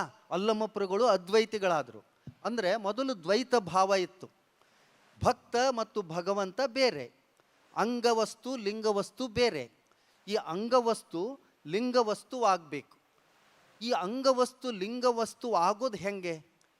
ಅಲ್ಲಿ ಸಕಿಲಗಳು, ಆಚಾರ ವಿಚಾರಗಳು, ಸಂಪ್ರದಾಯಗಳು ಇವೆಲ್ಲ ಶುರುವಾದವು. ಅವ ಹೇಳ್ತಾನೆ, ಶಿವ ಮತ್ತು ಭಕ್ತ ಅಥವಾ ಭಕ್ತ ಮತ್ತು ಭಗವಂತರ ಸಾಕ್ಷಾತ್ಕಾರ ಪಡುವ ಪ್ರಕ್ರಿಯೆಯಲ್ಲಿ ಯಾರು ತನ್ನನ್ನು ತಾನು ತೊಡಗಿಸ್ಕೊಂಡು ರಮಂತೆ ಆನಂದವಾಗಿ ಕಾಲ ಕಳೀತಾ ಆ ಆತ್ಯಂತಿಕ ಸತ್ಯವನ್ನು ಕಂಡುಕೊಳ್ತಾನೋ ಅವನು ನಿಜವಾದ ವೀರಶೈವ ಅಂದ. ಬರೀ ಲಿಂಗ ಹಾಕ್ಕೊಂಡ್ರೆ ವೀರಶೈವ ಅನ್ಲಿಲ್ಲ ಅವ. ಭಕ್ತ ಭಗವಂತನಾಗುವ ಪ್ರಕ್ರಿಯೆಯಲ್ಲಿ ತನ್ನನ್ನು ತಾನು ತೊಡಗಿಸ್ಕೊಂಡು ಆನಂದವಾಗಿ ಆತ್ಯಂತಿಕ ಸತ್ಯವನ್ನು ಕಂಡುಕೊಳ್ಳುವಂಥ ಪ್ರಕ್ರಿಯೆಯಲ್ಲಿ ಇರೋದು. ಇದು ಎಷ್ಟು ವ್ಯಾಪಕವಾದ ವಿಚಾರ. ಈ ವಿಚಾರವನ್ನು ಹಿಡ್ಕೊಂಡು ಬಸವಣ್ಣನವರು ಎಲ್ಲರಿಗೂ ಈ ಆಚಾರ ವಿಚಾರಗಳನ್ನು ಬೋಧಿಸಿದರು. ಈ ವಿಚಾರಗಳನ್ನು ಹಿಡ್ಕೊಂಡು ಈಗಿನ ಸ್ವಾಮೀಜಿಯವರು, ಸಾಧು ಸಂತರು ನಾವೆಲ್ಲ ನಡೀತಾ ಇದ್ದೇವೆ. ಹಾಗಿದ್ದಾಗ ಎಲ್ಲೋ ವೀರಶೈವ ಧರ್ಮ ಅಥವಾ ಲಿಂಗಾಯತ ಧರ್ಮದಲ್ಲಿ ಉಪಪಂಗಡಗಳು ಅದಾವೆ ಅಂದರೆ ಉಪಪಂಗಡಗಳಲ್ಲಿ ಭೇದ ಇಲ್ಲ. ಉಪಪಂಗಡಗಳಿಗೆ ಭೇದ ನಾವು ಯಾಕೆ ಕಲ್ಪನೆ ಮಾಡ್ಕೋಬೇಕು? ಎಲ್ಲೂ ಇಲ್ಲದು. ಆದರೆ ಇವತ್ತಿನ ಸಾಮಾಜಿಕ ಕಟ್ಟುಪಾಡು, ನಮ್ಮ ವ್ಯವಸ್ಥೆಯ ಬದುಕಿನಲ್ಲಿ ನಾವು ಉಪಪಂಗಡಗಳನ್ನು ಮಾಡಿಕೊಂಡು ನಾವು ಅದನ್ನು ಪ್ರತ್ಯೇಕ ಮಾಡ್ಕೋತಾ ಹೊಂಟಿವಿ. ಯಾವುದೇ ವೀರಶೈವ ಬಂಧುತ್ವವನ್ನು ಮಾಡ್ಬೋದು. ಮಾಡ್ತೀರಾ? ನೀವೇ ಮಾಡೋಕ್ಕೆ ತಯಾರಿಲ್ಲ. ಎಲ್ಲಾದರೂ ಭೇದ ಐತನು? ಮಾಡಬೇಡ್ರಿ ಅಂತ ನಾವೇನಾದರೂ ಹೇಳೇವನು? ಧರ್ಮಶಾಸ್ತ್ರದಲ್ಲಿ ಎಲ್ಲಾದರೂ ಹೇಳಿತನು? ಎಲ್ಲೂ ಇಲ್ಲ. ನೀವು ಆ ಕಟ್ಟುಪಾಡುಗಳಿಗೆ ಒಳಗಾಗಿ ಮಾಡಿಬಿಡ್ತೀರಿ. ಇನ್ನೂ ಮುಂದಕ್ಕೆ ಹೋಗೋಣ. ಇತ್ತೀಚಿನ ದಿನಗಳಲ್ಲಿ ಅಂತರ್ಜಾತೀಯ ವಿವಾಹಗಳು ಭಾಳ ಆಗ್ಲಿಕ್ಕೆ ಹತ್ಯಾವ. ಎಷ್ಟೊಂದು ಇದು ಒಂದು ಸಮಸ್ಯೆ ಅಂದರೆ, ಅಂತರ್ಜಾತೀಯ ವಿವಾಹ ಆದಾಗ ಆ ವೀರಶೈವ ಅಥವಾ ಬ್ಯಾರೋ ಅಲಿಂಗಿಯ ಜೊತೆಗೆ ಸಂಬಂಧ ಮಾಡಿ ವಿವಾಹ ಆಗ್ತಾನೆ ಅಂತ ಭಾವನೆ ಮಾಡ್ಕೊಳ್ಳೋಣ. ಇದು ನಮ್ಮ ಗಮನಕ್ಕೆ ಬಂದರೆ ಆ ಅಲಿಂಗಿಗೆ ಲಿಂಗವನ್ನು ಕೊಟ್ಟು, ಅಥವಾ ಹೆಣ್ಣು ಮಗಳಿದ್ದರೆ ಆಕೆಗೂ ಲಿಂಗವನ್ನು ಕೊಟ್ಟು ವೀರಶೈವ ಧರ್ಮಕ್ಕೆ ಸೇರ್ಪಡೆ ಮಾಡಬೇಕು. ಇದನ್ನು ನಾವು ಮಾಡ್ತೇವೆ. ಇದು ಬಸವಣ್ಣನ ಪರಿಕಲ್ಪನೆ, ಹೌದು ತಾನೆ? ಹಾಗಿದ್ದಾಗ ಇಲ್ಲಿ ಈ ಸಮಸ್ಯೆಯನ್ನು ನಾವು ಎದುರಿಸಬೇಕು. ಬರೀ ನಾವು ಲಿಂಗ ಕೊಟ್ಟು ಅವನು ನಮ್ಮ ಧರ್ಮಕ್ಕೆ ಸೇರು ಅಂದರೂ ಸೇರೋದಿಲ್ಲ. ಮತ್ತು ಬಾಹ್ಯವಾಗಿ ಒಂದು ಸಾಮಾಜಿಕ ಕಟ್ಟುಪಾಡುಗಳಿದಾವೆ. ಆ ಸಮಾಜ ಅಂದರೆ ನೀವೇ ದೈವ ಅಂತ, ದೈವದ ಒಪ್ಪಿಗೆ ಪಡೆದು ನಾವು ಮಾಡಿರ್ತೀವಿ. ಆ ದೈವ ಅದಕ್ಕೆ ಅನುಮೋದನೆ ಕೊಡಬೇಕು, ಸಮ್ಮತಿ ಕೊಡಬೇಕು. ಆ ವ್ಯಕ್ತಿ ಅದನ್ನು ನಡಿಲಿಕ್ಕೆ ತಯಾರಾಗಬೇಕು. ಆವಾಗ ಅವನಿಗೆ ಲಿಂಗ ದೀಕ್ಷೆ. ಇದು ಪ್ರಕ್ರಿಯೆ. ಇದು ಈ ರೀತಿ ನಾವು ಮಾಡ್ಕೋತ ಹೋದಾಗ ಉಪಪಂಗಡಗಳು ಕಡಿಮೆ ಆಗ್ಬೋದು. ಮುಖ್ಯವಾಗಿ ಇಲ್ಲಿ ಆ ಪ್ರಶ್ನೆ ಬಂದಿದ್ದೆಲ್ಲಿಂದ ಏನು ಅಂತ ಹೇಳಿದ್ರೆ, ಈ ಒಳಪಂಗಡಗಳ ಭೇದ ಮಾಡ್ತಕ್ಕಂಥದ್ದು ಎಷ್ಟು ಮಟ್ಟಿಗೆ ಸರಿ? ಬಸವಣ್ಣ ಎಲ್ಲರನ್ನೂ ಸೇರಿಸಿ ಒಂದೇ ಕಣಪ್ಪ ಅಂಗದ ಮೇಲೆ ಲಿಂಗವಿದ್ದವರನ್ನೆಲ್ಲ ಸಂಗಮನಾಥನೆಂಬೆ ಅಂತ ಹೇಳಿ ಬಸವಣ್ಣ ಹೇಳಿದ್ಬಿಟ್ರು. ಮತ್ತು ಈಗ ನಮ್ಮೊಳಗೆ ಒಳಪಂಗಡಗಳು ಹೆಸರು ಹೇಳ್ಕೊಂಡು ಹೊಡೆದಾಡ್ತಿದ್ದೀವಲ್ಲ ಅನ್ನುವಂಥ ಪ್ರಶ್ನೆಯನ್ನು ಅವ್ರು ಕೇಳಿದರು. ಬಸವಣ್ಣನ ಕಾಲದಲ್ಲಿ ಇದಿತ್ತು. ಅವ್ರ ಕಾಲದಲ್ಲಿ ಹಿಂಗೆ ಅವ್ರು ಬೇರೆ ಇವ್ರು ಬೇರೆ ಅನ್ನುವಂಥ ಭಾವನೆಗಳಿದ್ವು. ಅದಕ್ಕೆ ಬಸವಣ್ಣವ್ರು ಒಂದು ಕಡೆ ಭಾಳ ಚೆನ್ನಾಗಿ ಉತ್ತರ ಕೊಡ್ತಾರೆ. ಉಂಬಲ್ಲಿ ಉಡುವಲ್ಲಿ ಕ್ರಿಯಳಿಯತ್ತೆಂಬರು, ಕೊಂಬಲ್ಲಿ ಕೊಡುವಲ್ಲಿ ಕುಲವನರಸುವರು, ಎಂತಯ್ಯ ಅವರ ಭಕ್ತರೆಂಬೆ, ಎಂತಯ್ಯ ಅವರ ಯುಕ್ತರೆಂಬೆ, ಹೊಲತಿ ಶುದ್ಧ ನೀರ ಮಿಂದಂತಾಯಿತು ಕೂಡಲ ಸಂಗಮ ದೈವ ಅಂತ. ಇದು ಒಂದು ವಚನ. ಇದೇ ವಚನದ ಸ್ವಲ್ಪ ಬದಲಾವಣೆ ಮಾಡಿ, ಇದೇ ವಚನವನ್ನು ಸ್ವಲ್ಪ ಬದಲಾವಣೆಯನ್ನು ಮಾಡಿ ಚನ್ನಬಸವಣ್ಣವ್ರು ಹೇಳ್ತಾರೆ, ಉಂಬಲ್ಲಿ ಉಡುವಲ್ಲಿ ಕ್ರಿಯಳಿಯುತ್ತೆಂಬರು, ಕೊಂಬಲ್ಲಿ ಕೊಡುವಲ್ಲಿ ಕುಲವನರಸುವರು, ಏನೆಂಬೆನಯ್ಯ ಒಚ್ಚೊಚ್ಚಿ ಭಕ್ತರ, ಏನೆಂಬೆನಯ್ಯ ಒಚ್ಚೊಚ್ಚಿ ಭವಿಗಳ ಅಂತ ಕೇಳ್ತಾರೆ. ಇವು ಎರಡು ವಚನಗಳು ನೀವು ಗಮನಿಸ್ಬೇಕಿಲ್ಲಿ. ಮೊದಲಿನ ಎರಡು ಸಾಲುಗಳು ಒಂದೇ ಇದ್ದಾವೆ. ಬಸವಣ್ಣ ಅಂತೂ ಎಷ್ಟು ಆಕ್ರೋಶದಿಂದ ಹೇಳ್ತಾರಪ್ಪ ಅಂತಂದರೆ, ನೀವು ಉಣ್ಣೋದು ಉಣಿಸೋದ್ರಲ್ಲಿ ನಾವೆಲ್ಲ ಒಂದೇ. ಯಾಕೆ ನಾವೆಲ್ಲ ಒಂದೇ ಪಂಗಡದವರು, ಎಲ್ಲ ಎದೆ ಮೇಲೆ ಲಿಂಗ ಹಾಕ್ಕೊಂಡಿದ್ದೀವಿ. ಉಣ್ಣೋದು ಉಣಿಸೋದ್ರಲ್ಲಿ ನಾವೆಲ್ಲರೂ ಒಂದು. ಅವ್ರು ಹೆಣ್ಣು ಗಂಡು ಕೊಡೋಕೆ ಬಂದಾಗ ಕುಲ ಹುಡುಕ್ಬಿಡೋದು, ನಮ್ಮವ್ರು ಹೌದಾ ಇಲ್ಲ, ನಮ್ಮ ಒಳಪಂಗಡ ಹೌದಾ ಇಲ್ಲ ಅಂತೇಳಿ. ಹಿಂಗೆ ನೀವು ಮಾಡಿದ್ರಿ ಅಂತಂದರೆ ನೀವು ಹೆಂಗೆ ಭಕ್ತರಾಕಿರಿ, ಹಿಂಗೆ ನೀವು ಮಾಡಿದ್ರಿ ಅಂತೇಳಿ ನೀವು ಹೆಂಗೆ ಯುಕ್ತರಾಕಿರಿ, ನಿಮ್ಮ ಪರಿಸ್ಥಿತಿ ಈ ಥರದಲ್ಲಿ ಒಳಪಂಗಡ ನೋಡಿ ನೀವು ಸಂಬಂಧ ಮಾಡ್ತೀರಿ ಅನ್ನೋದಾದರೆ, ಒಳಪಂಗಡಗಳನ್ನು ಎತ್ತಾಡಿಸುವಂಥ ಒಂದು ಸಣ್ಣತನ ತೋರಿಸ್ತೀರಿ ಅಂತಂದರೆ ನಿಮ್ಮ ಪರಿಸ್ಥಿತಿ ಹೆಂಗಾಗುತ್ತಪ್ಪ ಅಂತೇಳಿದ್ರೆ, ನಡತೆಗೆಟ್ಟ ಹೆಣ್ಣು ಮಗಳು ಸ್ವಚ್ಛ ನೀರಿನೊಳಗೆ ಸ್ನಾನ ಮಾಡಿಕೊಂಡು ಸರ್ವಾಲಂಕಾರ ಭೂಷಿತೆಯಾಗಿ ನಿಂತ್ಕೊಂಡ್ಲು ಅಂತಂದರೆ ಜನ ಏನು ಅವಳನ್ನು ಗೌರವಿಸೋದಿಲ್ಲ. ಆ ಹೆಣ್ಣಿನ ಪರಿಸ್ಥಿತಿ ನಿಮ್ದಾಗುತ್ತೆ ಅನ್ನುವಂಥ ಮಾತನ್ನು ಬಸವಣ್ಣ ಹೇಳೋದು, ಹೊಲತಿ ಶುದ್ಧ ನೀರು ಮಿಂದಂತಾಯಿತು ಅಂತೇಳಿ. ಹಾಗಾಗಿ ಬಸವಣ್ಣವರಂತೂ ಭಾಳ ಕಟುವಾಗಿ ಅದನ್ನು ತಿರಸ್ಕಾರ ಮಾಡಿದ್ರು. ಚನ್ನಬಸವಣ್ಣವ್ರು ಅಂತಾರೆ, ಅಲ್ಲೋ ಪುಣ್ಯಾತ್ಮರ, ನೀವು ಅರ್ಧ ಭಕ್ತರಾದರೆ ಅರ್ಧ ಭವಿಗಳಾದ್ರೆ, ಉಣ್ಣೋದಕ್ಕೆ ಮಾತ್ರ ಭಕ್ತರು, ಹೆಣ್ಣು ಗಂಡುಗಳು ಮಾಡ್ಕೊಳ್ಳೋಕೆ ಭವಿಗಳಾಗ್ಬಿಟ್ರಲ್ಲ, ನೀವೇ ಆ ಸೀಮೆ ಲಿಂಗ ಆಯ್ತರು ಅಂತೇಳಿ ಚನ್ನಬಸವಣ್ಣ ಕೂಡ ಅದನ್ನು ತಿರಸ್ಕಾರ ಮಾಡ್ತಾರೆ ಅನ್ನೋದನ್ನು ನಾವು ಈ ಸಂದರ್ಭದಲ್ಲಿ ಗಮನಿಸಬೇಕು. ನಮ್ಮ ಇಷ್ಟೇ ಇರೋದು ಏನಿಲ್ಲ. ಅರ್ಚನೆ ಜೋರಾಗಿ ಹೇಳ್ಬಿಡ್ರಿ, ಅರ್ಚನೆ ಜೋರಾಗಿ, ಅರ್ಚನೆ, ಅರ್ಪಣೆ, ಅನುಭವ. ಇವು ಮೂರು ಚೆನ್ನಾಗಿ ಆಚರಿಸ್ಬಿಟ್ರೆ ಅಂದ್ರೆ ಅಲ್ಲೇ ಧರ್ಮ ಐತಿ. ಇವು ಮೂರು ನಾವು ಆಚರಿಸ್ತಿಲ್ಲ. ನಾವು ಮ್ಯಾಚಿಂಗು ಶಾಪಿಂಗು ಈ ಲೆಕ್ಕದಾಗದೀವಿ, ಧರ್ಮದ ಆಚರಣೆಯಲ್ಲಿಲ್ಲ. ಬಸವಣ್ಣವ್ರು ಭಾಳ ಚೆನ್ನಾಗಿ ಒಂದು ಮಾತನ್ನು ಹೇಳ್ತಾರೆ, ಸಪ್ತಸೂತ್ರದ ವಚನ ನಿಮಗೆಲ್ಲ ಬರುವಂಥ ವಚನ, ದೌ ಶಾಲ್ಟ್ ನಾಟ್ ಸ್ಟಿಲ್ ನಾರ್ ಕಿಲ್ ನಾರ್ ಸ್ಪೀಕ್ ಅ ಲೈ. ಕಳಬೇಡ, ಕಳಬೇಡ, ಹುಸಿಯ, ಅನ್ಯರಿಗೆ ತನ್ನ ಇದಿರು, ಇದೇ ಅಂತರಂಗ ಶುದ್ಧಿ. ಹೌದು ತಾನೆ? ಕಳಬೇಡ, ಕೊಲಬೇಡ, ಹುಸಿಯ ನುಡಿಯಲು ಬೇಡ, ಮುನಿಯಬೇಡ, ಅನ್ಯರಿಗೆ ಅಸಹ್ಯ ಪಡಬೇಡ, ಇನ್ನೊಬ್ಬರ ಮನೆಗೆ ಹೋಗಿ ನಿಂಬೆ ಹಣ್ಣು ಹಾಕಬೇಡ. ಇದನ್ನು ಲಿಂಗಾಯತರು ಮೊದಲು ಬಿಟ್ಟುಬಿಡ್ರಿ. ಇದನ್ನು ಯಾವಾಗ ಬಿಡ್ತೀರಿ ಅವಾಗ ನಿಜವಾದ ಧರ್ಮ ಉಳಿಯೋದಕ್ಕೆ ಸಾಧ್ಯ ಇರುವಂಥದ್ದು. ಇದನ್ನು ನಾವು ಜಾಸ್ತಿ ಆಚರಣೆಗೆ ಹೊಂಟಿದ್ದಕ್ಕಾಗಿಯೇ ನಮ್ಮ ಧರ್ಮ ಸಂಸ್ಕೃತಿ ಅನ್ನುವಂಥದ್ದು. ನಮ್ಮ ಮಕ್ಕಳು ಭಾಳ ಜನ ಯುವಕರಿಗೆ, ಅಣ್ಣವ್ರು ಭಾಳ ಚೆನ್ನಾಗಿ ಯುವಕರಿಗೆ ಹೊಸ ಪ್ರಜ್ಞೆ ಧರ್ಮದ ಬಗ್ಗೆ, ಧರ್ಮಕ್ಕೆ ಕರ್ಕೊಂಡು ಬರ್ತಿಲ್ಲ ಅಂತ. ಹಿಂದೆ ನಮ್ಮ ಹಿರಿಯರೆಲ್ಲ ನಮ್ಮನ್ನೆಲ್ಲ ದೇವಸ್ಥಾನಕ್ಕೆ, ನಮ್ಮಪ್ಪ ನಮ್ಮನ್ನು ದೇವಸ್ಥಾನಕ್ಕೆ, ಗುಡಿಗೆ, ಮಠಗಳಿಗೆ, ಗುರುಗಳ ಹತ್ತಿರ ಕರ್ಕೊಂಡು ಹೋಗ್ತಿದ್ರು. ಹೋಗಿಬಿಟ್ಟು ಮುಂದೆ ಕುಂದಿರಿಸ್ತಿದ್ರು. ಅವರು ಕೇಳ್ತಿದ್ರು, ಮಾತನಾಡಿಸ್ತಿದ್ರು. ನಮಗೆಲ್ಲ ಹಿರಿಯರು ಗುರುಗಳೆಲ್ಲ ನಮ್ಮನ್ನು ಮಾತಾಡಿಸ್ತಿದ್ರು. ನಿಮ್ಮ ಮಕ್ಕಳು ನೀವು ಎಲ್ಲಿ ಕರ್ಕೊಂಡು ಹೋಗ್ತೀವಿ, ಪಾಪ ಅವು ತೊಗೊಂಡೋಗಿ ಹಾಸ್ಟೆಲ್ನಾಗ ಇಟ್ಟಿರ್ತೀರ, ಅವನ್ನೆಲ್ಲಿ ಕರ್ಕೊಂಬರ್ತೀರಿ?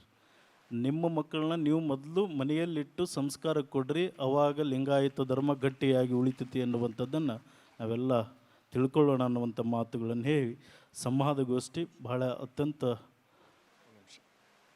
ಇಲ್ಲಿ ಒಂದು ಪ್ರಶ್ನೆ ಮತ್ತು ವಾಟ್ಸಪ್ಗೆ ಹಾಕಿದರು, ಸಂಘಟಕರಿಗೆ ಕಳಿಸಿದ್ರು, ಅವ್ರು ನಮಗೆ ಕಳಿಸಿದರು. ಧರ್ಮದಲ್ಲಿ ನಡೆಯುವಾಗ ಬಾಹ್ಯ ಬದಲಾವಣೆ ಹಾಗೂ ಜಾತಿ ಪಂಥಗಳು ಅವಶ್ಯಕವೇ? ಆಂತರಿಕ ಆತ್ಮದ ಬದಲಾವಣೆ ಸಾಕೆ? ಕಲಿಯುಗದಲ್ಲಿ ಧರ್ಮ ಆಚರಣೆ, ಸಂಪ್ರದಾಯ, ಸಂಸ್ಕೃತಿ ಯಾವುದು ಮತ್ತು ಹೇಗೆ ಎಂದು ಮುಂದಿನ ಪೀಳಿಗೆಗೆ ಹೇಗೆ ಹೇಳಬಹುದು ಅಂತೇಳಿ ನಾವು ಪ್ರಾರಂಭದಲ್ಲೇ ಹೇಳಿದ್ವಿ. ಆ ಪ್ರಶ್ನೆಗೆ ಉತ್ತರ ನಮ್ಮ ಭಾಷಣದಲ್ಲಿ ಏನಪ್ಪ ಅಂತಂದರೆ, ಧರ್ಮ ಅಂತ ಹೇಳಿದ್ರೆ ನಡೆಯೋದು. ಧರ್ಮ ಅಂತೇಳಿ ಒಳ್ಳೆ ಮಾರ್ಗದಲ್ಲಿ ನಡೆಯೋದು ಅಂತೇಳಿ. ಒಳ್ಳೆ ಮಾರ್ಗದಲ್ಲಿ ನಡೆಯೋಕ್ಕೆ ಜಾತಿನೂ ಬೇಕಾಗಿಲ್ಲ, ಪಂಥನೂ ಬೇಕಾಗಿಲ್ಲ, ಬಾಹ್ಯದ ಅಥವಾ ಆಂತರಂಗದ ಅಂತ ಯೋಚನೆ ಮಾಡೋದಲ್ಲ. ಅಂತರಂಗದೊಳಗೆ ನಾವು ಬದಲಾವಣೆ ಆದ್ವಿ ಅಂತಂದರೆ ಬಹಿರಂಗದೊಳಗೆ ಅದು ಬದಲಾವಣೆ ಆಗ್ತಾನೆ ಇರುತ್ತೆ. ಪೂಜ್ಯರಿಗಾಗಲೇ ಹೇಳಿದ್ರಲ್ಲ, ಕಳಬೇಡ, ಕೊಲಬೇಡ, ಹುಸಿಯ ನುಡಿಯಲು ಬೇಡ, ಮುನಿಯಬೇಡ, ಅನ್ಯರಿಗೆ ಅಸಹ್ಯ ಪಡಬೇಡ, ತನ್ನ ಬಣ್ಣಿಸಬೇಡ, ಇದಿರು ಅಳಿಯಲು ಬೇಡ. ಇದೇ ಅಂತರಂಗ ಶುದ್ಧಿ, ಇದೇ ಬಹಿರಂಗ ಶುದ್ಧಿ, ಇದೇ ನಮ್ಮ ಕೂಡಲ ಸಂಗಮ ದೇವರನ್ನು ಒಲಿಸುವ ಪರಿ. ಇದೇ ಧರ್ಮದ ವ್ಯಾಖ್ಯಾನ. ಈ ವ್ಯಾಖ್ಯಾನವನ್ನು ನಡತೆಯಲ್ಲಿ ತಂದ್ಕೊಳ್ಳೋದಕ್ಕೆ ಯಾವುದರ ಪಂಥ ಬೇಕಾ ನಮಗೆ, ಯಾವುದರ ಜಾತಿ ಬೇಕಾ ನಮಗೆ, ಅಥವಾ ಯಾವುದರ ಅಂತಸ್ತುಗಳು ಬೇಕಾ ನಮಗೆ? ಯಾವುದು ಬೇಕಾಗಿಲ್ಲ. ಧರ್ಮ ಅಂತಂದರೆ ಇಂಥ ಮೌಲ್ಯಗಳನ್ನು ಅಚ್ಚುಕಟ್ಟಾಗಿ ಅನುಸರಣೆ ಮಾಡೋದು ಅಷ್ಟೇ ಅನ್ನೋದನ್ನು ಅರ್ಥ ಮಾಡ್ಕೊಂಬಿಡಿ. ಇದಕ್ಕಿಂತ ದೊಡ್ಡದು ಯಾವುದೂ ಇಲ್ಲ. ಸಂವಾದ ಕಾರ್ಯಕ್ರಮ ಅತ್ಯಂತ ಯಶಸ್ವಿಯಾಗಿ ನೆರವೇರಿಸಿದಂತಹ ಎಲ್ಲ ಪರಮ ಪೂಜ್ಯರಿಗೊಮ್ಮೆ ಜೋರಾಗಿ ಚಪ್ಪಾಳೆಯನ್ನು ತಟ್ಟಿ ನಾವೆಲ್ಲ ಧನ್ಯವಾದಗಳನ್ನು ತಿಳಿಸೋಣ. ಧರ್ಮ ರಕ್ಷತಿ ರಕ್ಷಿತಾಹ. ನಾನು ಆರಂಭದಲ್ಲಿ ಉಲ್ಲೇಖ ಮಾಡಿದ ಹಾಗೆ ಗೋಷ್ಠಿ ಅಂಥೇಳಿ ಕರೆದೆ. ಸರಿಯಾದ ಒಟ್ಟಾರೆ ಸಾರಾಂಶ ಇಷ್ಟೇ: ಸರಿಯಾದ ಜೀವನ ವಿಧಾನ, ಸರಿಯಾದ ಮಾರ್ಗವೇ ಧರ್ಮ, ಶಾಶ್ವತ ಸತ್ಯವೇ ಧರ್ಮ, ಧರ್ಮವು ಸಂದರ್ಭವನ್ನು ಅವಲಂಬಿಸಿರುತ್ತದೆ ಅಂತ. ಈ ಒಂದು ಧರ್ಮ ಸಂವಾದ ಗೋಷ್ಠಿಯಲ್ಲಿ ಸಮ್ಮೇಳನದ ಸರ್ವಾಧ್ಯಕ್ಷರಾಗಿರುವಂತಹ ಪರಮಪೂಜ್ಯರಾಗಿರುವಂತಹ ಡಾಕ್ಟರ್ ಮಲ್ಲಿಕಾರ್ಜುನ ಮುರುಘರಾಜೇಂದ್ರ ಮಹಾಸ್ವಾಮಿಗಳಿಗೆ ಭಕ್ತಿಪೂರ್ವಕವಾಗಿ ಪ್ರಣಾಮಗಳನ್ನು ಸಲ್ಲಿಸಿ, ಈ ಸಂವಾದ ಗೋಷ್ಠಿಯಲ್ಲಿ ಪಾಲ್ಗೊಂಡಿರುವಂತಹ ಶ್ರೀಮನ್ ನಿರಂಜನ ಪ್ರಣವ ಸ್ವರೂಪಿ ಡಾಕ್ಟರ್ ಬಸವಮರುಳಸಿದ್ದ ಮಹಾಸ್ವಾಮಿಗಳು, ಶ್ರೀ ಬಸವತತ್ವಪೀಠ ಚಿಕ್ಕಮಗಳೂರು, ಬಸವ ಕೇಂದ್ರ ಶಿವಮೊಗ್ಗ ಪೂಜ್ಯರಿಗೆ ಭಕ್ತಿಪೂರ್ವಕ ಇದ್ದೇವೆ. ಹಾಗೆಯೇ ಈ ಧರ್ಮ ಸಂವಾದ ಗೋಷ್ಠಿಯಲ್ಲಿ ಸಂವಾದಕರಾಗಿ ಭಾಗವಹಿಸಿರುವಂಥ ಪರಮಪೂಜ್ಯರಾದ ಶ್ರೀ ಷಟ್ಸ್ಥಲ ಬ್ರಹ್ಮ ಶಿವಲಿಂಗ ಶಿವಾಚಾರ್ಯ ಮಹಾಸ್ವಾಮಿಗಳು, ಕಬ್ಬಿಣಕಂತಿ ಮಠ ರಟ್ಟೆಹಳ್ಳಿ ಪೂಜ್ಯರಿಗೂ ಕೂಡ ಭಕ್ತಿಪೂರ್ವಕವಾಗಿ ಪ್ರಣಾಮಗಳನ್ನು ಭಕ್ತಿ ಸಮರ್ಪಣೆ. ಹಾಗೆಯೇ ಸದರಿ ಈ ಗೋಷ್ಠಿಯಲ್ಲಿ ಸಂವಾದಕರಾಗಿ ಪಾಲ್ಗೊಂಡಿರುವಂತಹ ಪರಮಪೂಜ್ಯರಾದ ಶ್ರೀಮನ್ ನಿರಂಜನ ಪ್ರಣವ ಸ್ವರೂಪಿ ಚನ್ನಬಸವ ಸ್ವಾಮಿಗಳವರು, ವಿರಕ್ತ ಮಠ ಶಿಕಾರಿಪುರ, ಅವರು ಕೂಡ ಭಕ್ತಿಪೂರ್ವಕ ಪ್ರಣಾಮಗಳನ್ನು ಭಕ್ತಿ ಸಮರ್ಪಣೆಯೊಂದಿಗೆ ಎಲ್ಲರ ಪರವಾಗಿ ಸಲ್ಲಿಸ್ತಾ ಇದ್ದೇನೆ. ಹಾಗೆಯೇ ಈ ಗೋಷ್ಠಿಯಲ್ಲಿ ಅತ್ಯಂತ ಸಮರ್ಥವಾಗಿ ಸಂವಾದ ನಿರ್ವಹಣೆಯನ್ನು ಮಾಡಿಕೊಟ್ಟಂತಹ ಪರಮಪೂಜ್ಯರಾಗಿರುವಂತಹ ಶ್ರೀಮನ್ ನಿರಂಜನ ಪ್ರಣವ ಸ್ವರೂಪಿ ಅಭಿನವ ಚನ್ನಬಸವ ಸ್ವಾಮಿಗಳವರು, ಶ್ರೀ ಸದಾನಂದ ಶಿವಯೋಗಾಶ್ರಮ ಮೂಲೆಗದ್ದೆ ಪರಮಪೂಜ್ಯರು ಕೂಡ ನಾನು ಭಕ್ತಿಪೂರ್ವಕವಾದಂತಹ ಪ್ರಣಾಮಗಳನ್ನು ಭಕ್ತಿ ಸಮರ್ಪಣೆಯೊಂದಿಗೆ ಒಂದು ಜೋರಾದ ಚಪ್ಪಾಳೆಯೊಂದಿಗೆ ನಾನು ಸಲ್ಲಿಸ್ತಾ ಇದ್ದೇನೆ.